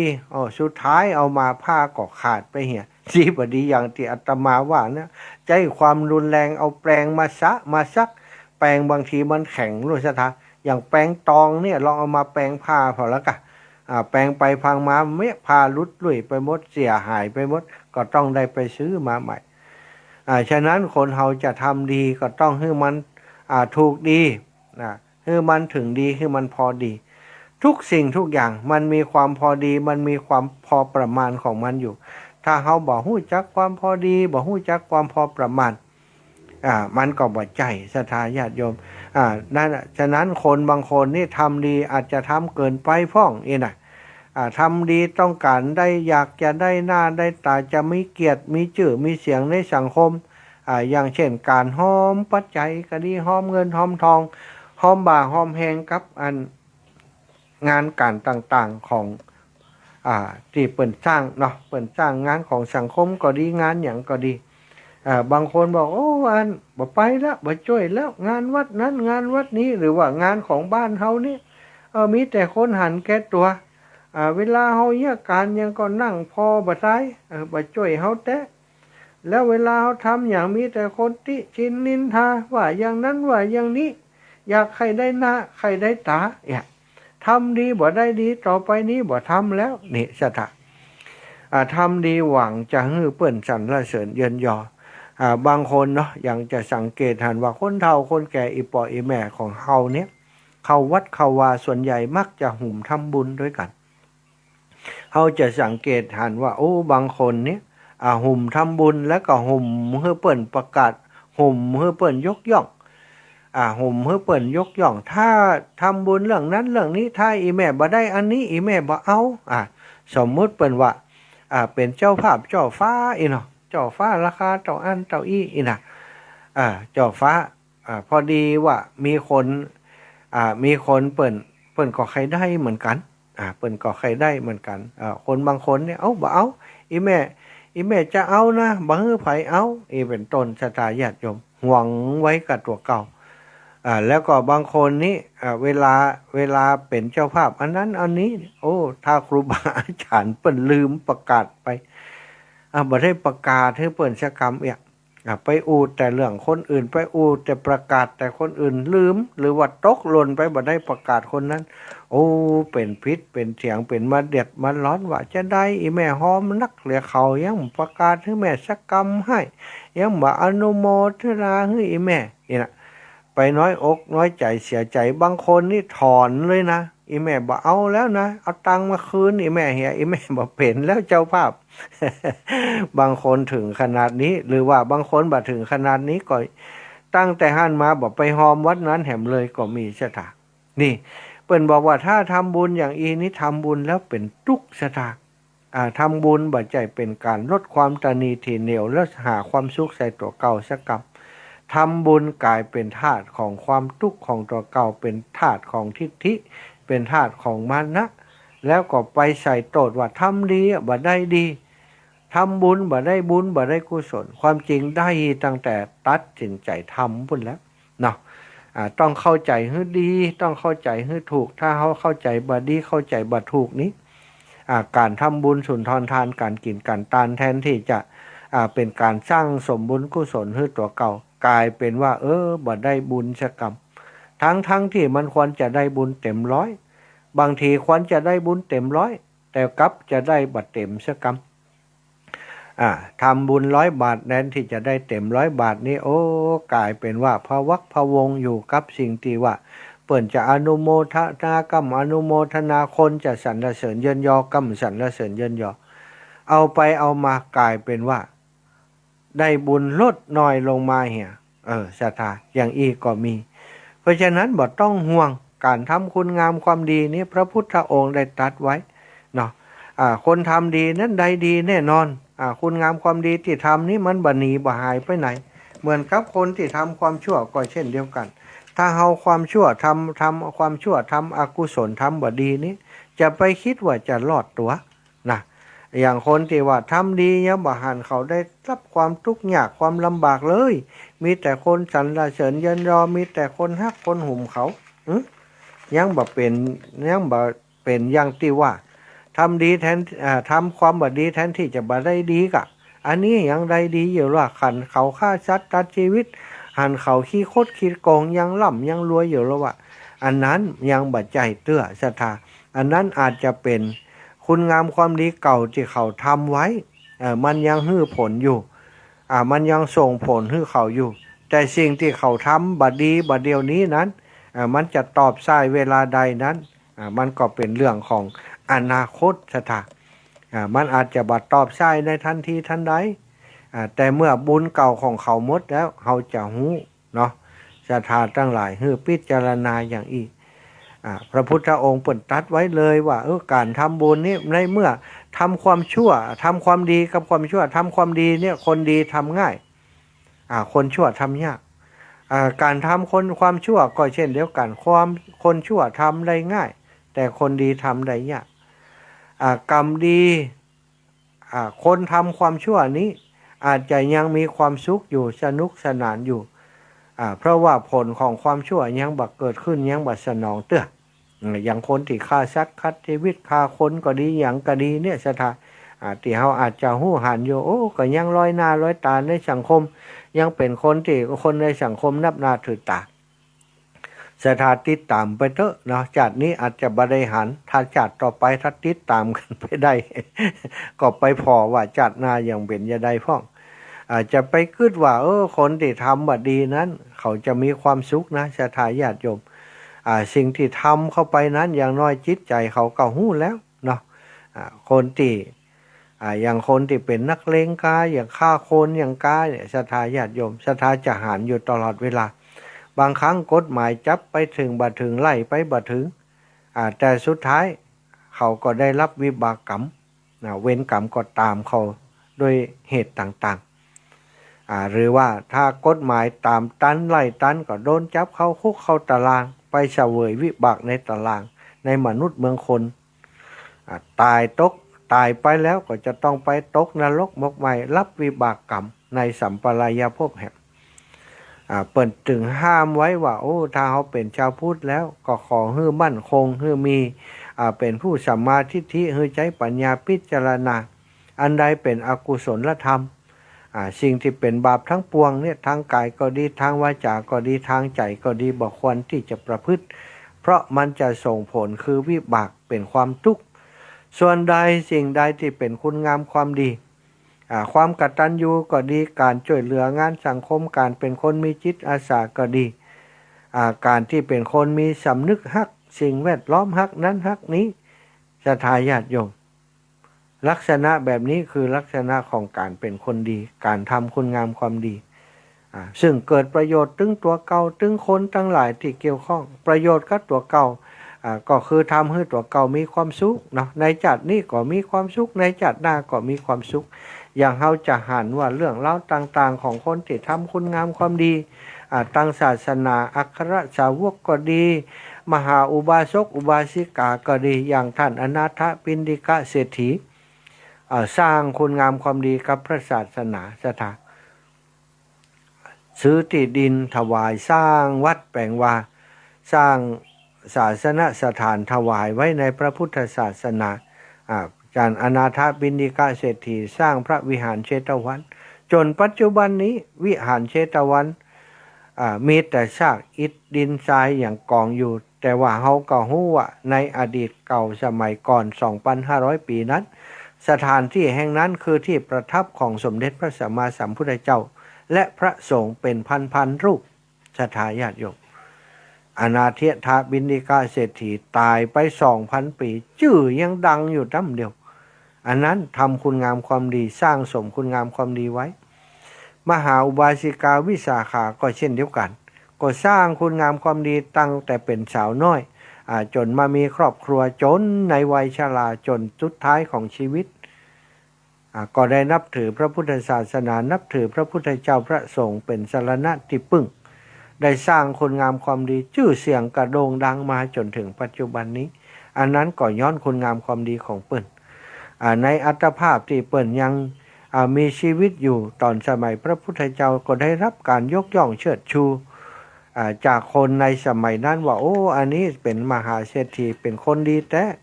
มีการงานมงคลในพื้นที่ในบ้านเมืองในประเทศของเปิ้นก็จะเชิญเปิ้นไปเป็นมงคลแก่เจ้าภาพเจ้าของงานตลอดการแต่งงานการขึ้นบ้านใหม่ต้องมีท่านอนาถบิณฑิกะเศรษฐีต้องมีมหาอุบาสกาวิสาขามหาอุบาสิกาอย่างอันนั้นเป็นคนที่ทำดีได้ดีเป็นคนทำดีแล้วก็หันความดีปรากฏโดยสถาบ่จำเป็นจะต้องฮื้อไผมักกล่าวถึงก็ได้เปิ้นก็ได้คุณงามความดีของเปิ้นสร้างบุญสร้างกุศลต่อไปตั้งหน้าเปิ้นก็จะได้พบพระพุทธเจ้าได้บรรลุธรรมของพระพุทธเจ้าสถาเอาละเนาะได้ได้จ่าเรื่องทำดีได้ดีทำชั่วได้ชั่วนั้นเป็นสิ่งที่แน่นอนเขาบัดต้องเขาตัดคำว่าได้ออกไปเหี่ยก็ได้สถาทำดีดี ดีตอนที่ทำท่านอาจารย์พุทธทาสชัดเจนเลยไม่ต้องพูดคำว่าทำดีได้ดีเพราะทำดีมันดีทำชั่วมันชั่วตอนที่คิดตอนที่ทำตอนที่ทำไปแล้วมันก็มีผลเป็นความไม่ดีเป็นความถ้าสิ่งที่ไม่ดีมันก็เป็นผลเป็นความไม่ดีถ้าสิ่งที่ดีมันก็มีผลเป็นความดีปฏิเสธบ่ได้ศรัทธาญาติโยมแต่การที่คนจะสรรเสริญเยินยอผลลัพธ์ออกมาจะเป็นเงินเป็นทองหรือไม่นั้นบ่เกี่ยวกับเรื่องของคำว่าความดีและความชั่วเนาะคนที่ทำความชั่วผลก็ได้รับผลเป็นความชั่วแน่นอนอยู่แล้วเนาะบ่ต้องพะวักพะวงอย่างทำดีก็ทำดีไปเลยศรัทธาญาติโยมเพราะสิ่งเหล่านี้จะติดตัวเฮาไปจะทำให้เฮามีความสุขทุกภพทุกชาติเนอะท่านอาจารย์กิตไหว้สาถวายความเคารพทุลงกิตอาจารย์พูดเก่งเนาะโอ้สุดยอดเลยของแท้เนี่ยของแท้ขอบคุณครับขอบคุณครับอาจารย์ขออภัยนะไม่ใช่ลาบประรวมนะได้ไปเรียนไหมเนี่ยปรริญญาธรรม4ประโยคครับเล็กน้อยเล็กน้อยโอ้ไม่ธรรมดาดิได้เรียนเมื่อครั้งก่อนครับผมได้เรียนเมื่อครั้งก่อนนะตัวผมเป็นอาจารย์ที่ไปว่ะคนโบราณมาเกิดนะมือไม้ใหญ่เนาะจ้าสาธุครับมือไม้ใหญ่นิ้วใหญ่ส่วนมากเป็นคนโบราณเนี่ยครับผมโอ้เก่งนะเนี่ยปรริญญานี่ไม่ธรรมดาเนี่ยขอบคุณทุลุงที่เป็นกำลังใจกันนี่น้อยกว่าไหมผมเก่ง13มั้งครับผมขอบคุณทุลุงเนอะมาตรการครับขอบคุณทุลุงบุญรักษาให้มีดวงตาเห็นธรรมของพระพุทธเจ้าทุลุงเป็นคนที่มีน้ำใจเจริญพรโยมแม่คนยอมไปแล้วลูกยอมยังนี่แหละแม่ทำดีก่อนโอ้ดีกะทำดีไปอายุยืนอย่างเนี้ยแม่ทำดีได้ปะลูกมาหาดีๆเนาะนั่นกะเขาได้ปะกันต่างคนต่างสร้างคุณงามความดีมาได้พบได้ปะกันเมื่อว่าทอมบุญจะอันกับลูกเนาะเจ้าอีกแม่ได้อยู่จำได้อยู่เนาะแต่ป้าเป็นที่ไหนบอกงูเนาะเจ้าจะมาเรียนงานไปเนอสาธุขอบคุณอีแม่บุญรักษาอีแม่เนอจะแม่สีทรชัยประการอันโทรศัพท์ไผ่มีปัญหาไม่รู้เนาะแม่สีทรชัยประการเจริญปอนเจ้าแม่มีอย่างเห็นเจ้าอีแม่ว่าใดฟังอยู่เจ้าฟังอยู่ก็ดีแล้วนึกว่ารับไปแล้วมารับเจ้าฟังตลอดตั้งแต่เริ่มต้นเลยเจ้ามาดูมาได้ดีกะดีได้ดูท่านหลังมาเนี่ยกะเนี่ยโทรมาเป็นกำลังใจได้ค่ะแม่ขอบคุณนะแม่เนอะขอบคุณหลายสา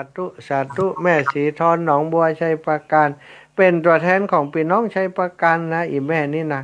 อาจจะมีโทรมาคนหนึ่งเนี่ยชัยประการเนี่ยโยมแม่สีทรเนี่ยถ้าแม่อายนี่ก็โยมแม่มะลิวันพิเคราะห์งานเนาะจับที่จังโทรเข้ามาในรายการได้มากับอาตมาก็ต้องขอบคุณนะโยมแม่ โยมแม่ตึงโยมแม่สีทอนโยมแม่ทุกท่านทุกคนที่เปิ่นโทรมาเนาะคนจัดรายการก็ต้องรอฟังเสียงจากตั้งบ้านว่าเปิ่นฟังอยู่ก็จ้าเปิ่นเข้าใจว่าอย่างใดพ่องอย่างเงี้ยครับ ไม่สาเด้อ เจริญปอนแม่แก้วกันทะวังพี่น้องขวางเปา ฟังอยู่เด้อ เจ้าอีแม่ฟังอยู่วันนี้อากาศมืดครึ้มเหมือนกันก็จ้ะ เหมือนกันล่ะ บัดเดี๋ยวนี้ตังเพศสีมืดครึ้มมันอบเอา พี่ไม่ได้ฟังแต่ตอนตะกี้นอนให้หลับไปลูกเปิดพอจะหมดเวลาละ ได้งีบนี่แล้วมีแหงแล้วฟังต่อเนอะ ฟังต่อเด้อ จะตู้บุญรักษาแม่ กำลังใจเด้อ จะตู้แม่บุญรักษาอีแม่เนอะ เจ้า เจริญปอนเจริญปอนโยมแม่บุญพิน เจ้ากับภาษาเจ้าพระมหาสมชาติจมแม่ฟังเยี่ยมเลยทำดีให้ทุกที่เนาะ ใช่ให้ทำยังแม่ก็เหมือนกันเนาะซักผ้าต้องไปซัก3 เตื้อมันจะออกแต่เนาะต้องเข้าใจ ลักผ้าเป็นไปซักมันเปื้อนโอ้มาพอมาได้เอามาแอมกับ3 เตื้อพ่อมาว่าแม่นทำดีถูกดีเนาะทำดีถูกดีเนาะเจ้าเป็นกำลังใจเนอะสาธุเจ้า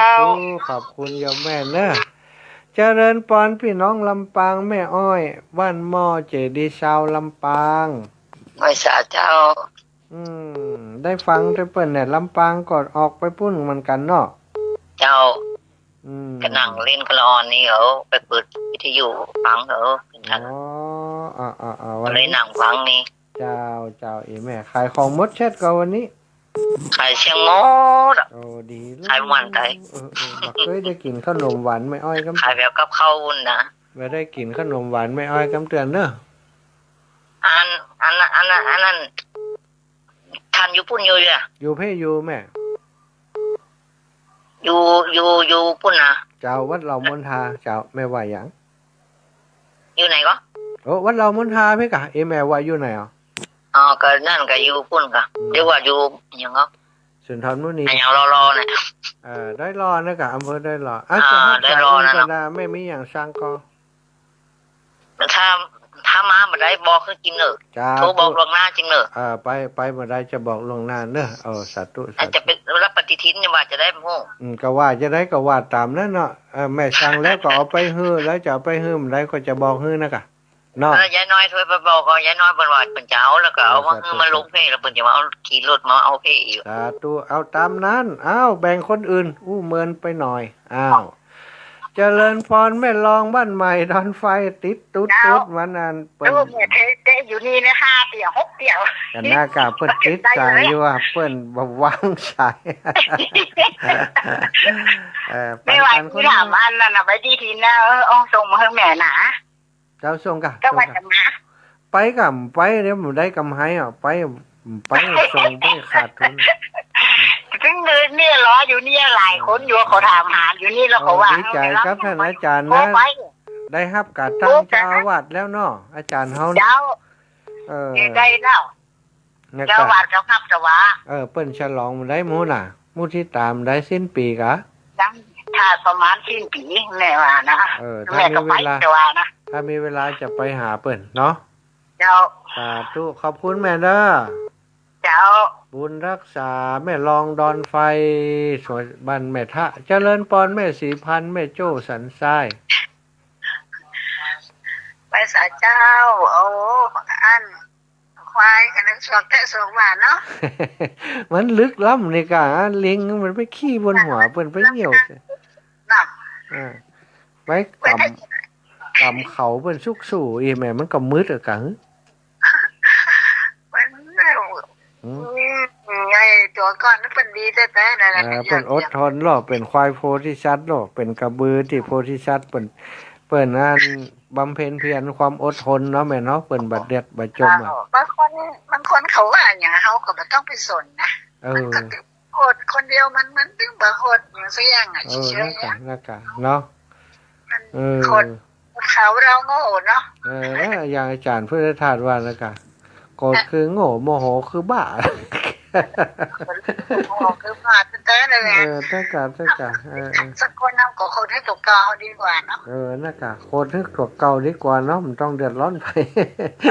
ถ้าทำมาดีก็ว่าโอ้เดือดที่ตัวเก่าอย่างใดเนี่ยนะจะได้ทำมาดีเนี่ยหู้แล้วทำมาดีแต่เกิดกรรมมาดีนะอีกกันเนาะโคตรนึกตัวเก่า ที่แล้วบอกจังดีจังบดีก็มันไม่ใจลายแล้วเนาะ ใช่บางคนที่ทำดีเอาหน้านี่ที่มันว่าทำดีบ่ได้ดีนะแต่ส่วนใหญ่ บ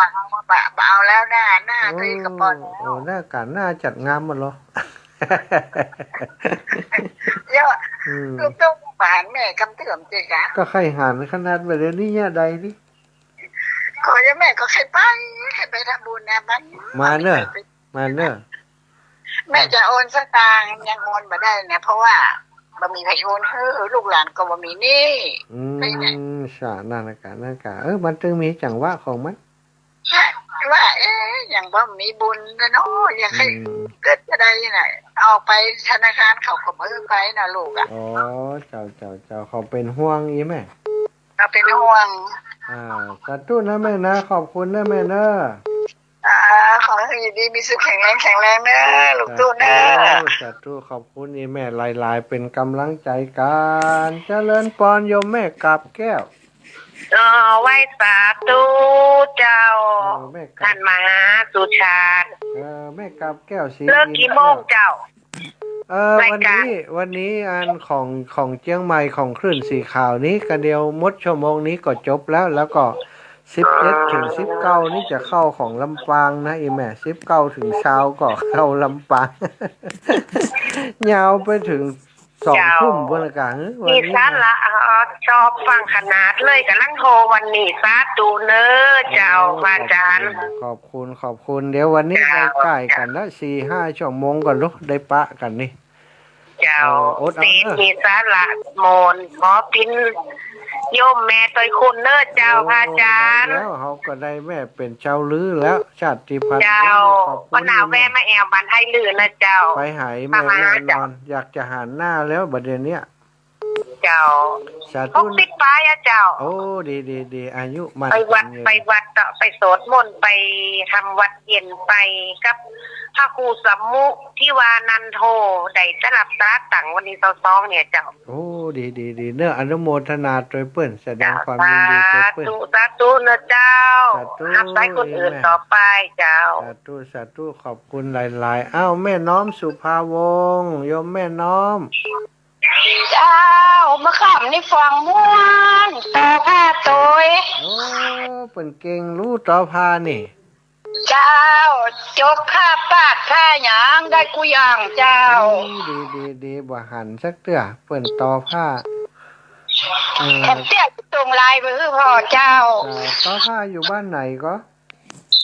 อยู่เวียงหนองล่องตะจังกะเวียงหนองล่องตะจังละปูนเนาะเจ้าเวียงหนองล่องท่าจ้างละปูนแม่น้อมเจ้าสาธุนะแม่น้อมเนอะขอบคุณแม่นะเจ้าสาธุเจ้าอันนี้ก็เวียงหนองล่องมานี่แหมแล้วบ้านหนองร่องนะแม่ศรีกุลตันทุละจับไว้สาท่านพระมหาเจ้าอีแม่ว่าจังได้แม่ฟังอยู่นะประเดี๋ยวนั้นปฏิทินนั่นแม่พี่กูนบ้านแม่ยิ่งเปิ้นเอา10 ไป10 อัน10 เล่มเจ้าแม่พี่กูนเจ้ามันรวมกันกำลังได้32ก็จะฮะเนาะ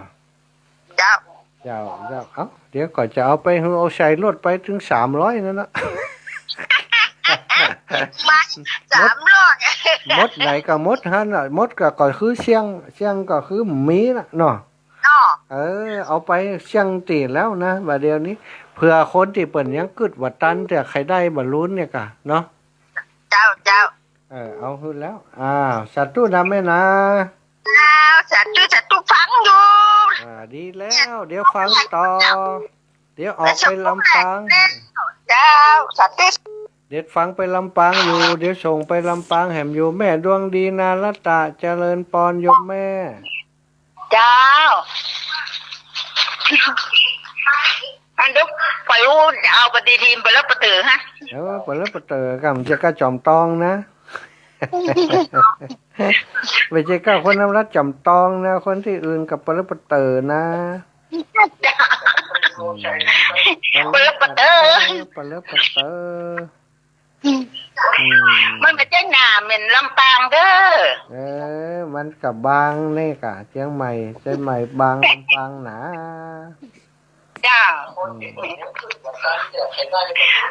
ไม่ขาดเด้อ สาธุขอบคุณอีแม่นะเวลาหมดเวลานะ10:57แล้วสา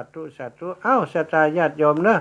ทุกท่านทุกคนที่โทรมาเป็นกำลังใจบัดสรุปสายแล้วเพราะมันนักล้ำไปก็ต้องขอบคุณทุกท่านทุกคนติดตามรายการเนอะวันนี้ตั้งแต่ตี 3จนถึง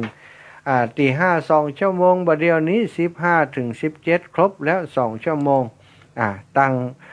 คลื่นสีขาวก็จบกันเจ้าอี้ก่อนแต่ว่า 106.50 เมกะเฮิรตซ์กระเดียวปะกันแหมอยู่ ลำปางวันนี้ได้ใกล้กันแน่นะ17 ถึง 19และ19 ถึง20สตาวันนี้ครูบาอาจารย์ไปธุระต้องจัดรายการแต่นก็ช่วงนี้ก็จะขอพักเบรกสักกามเนอะคือศรัทธาอีปออีแม่ตั้งลำปางรอสักกามก่อนต้นชั่วโมงก็จะเข้าสปอตโฆษณาของตั้งสถานีแล้วก็ตั้งคลื่นสีขาวก็จะได้คืนเวลาคืนรายการให้กับครูบาอาจารย์มีท่านอื่นได้จัดรายการต่อจากอาตมาต่อไปแหม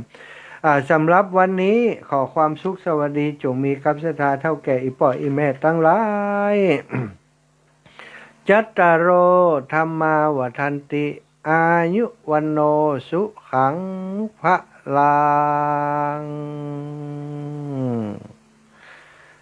คือทุกท่านทุกคนมีความสุขเนอะโอ้ชอบหาเพลงอยู่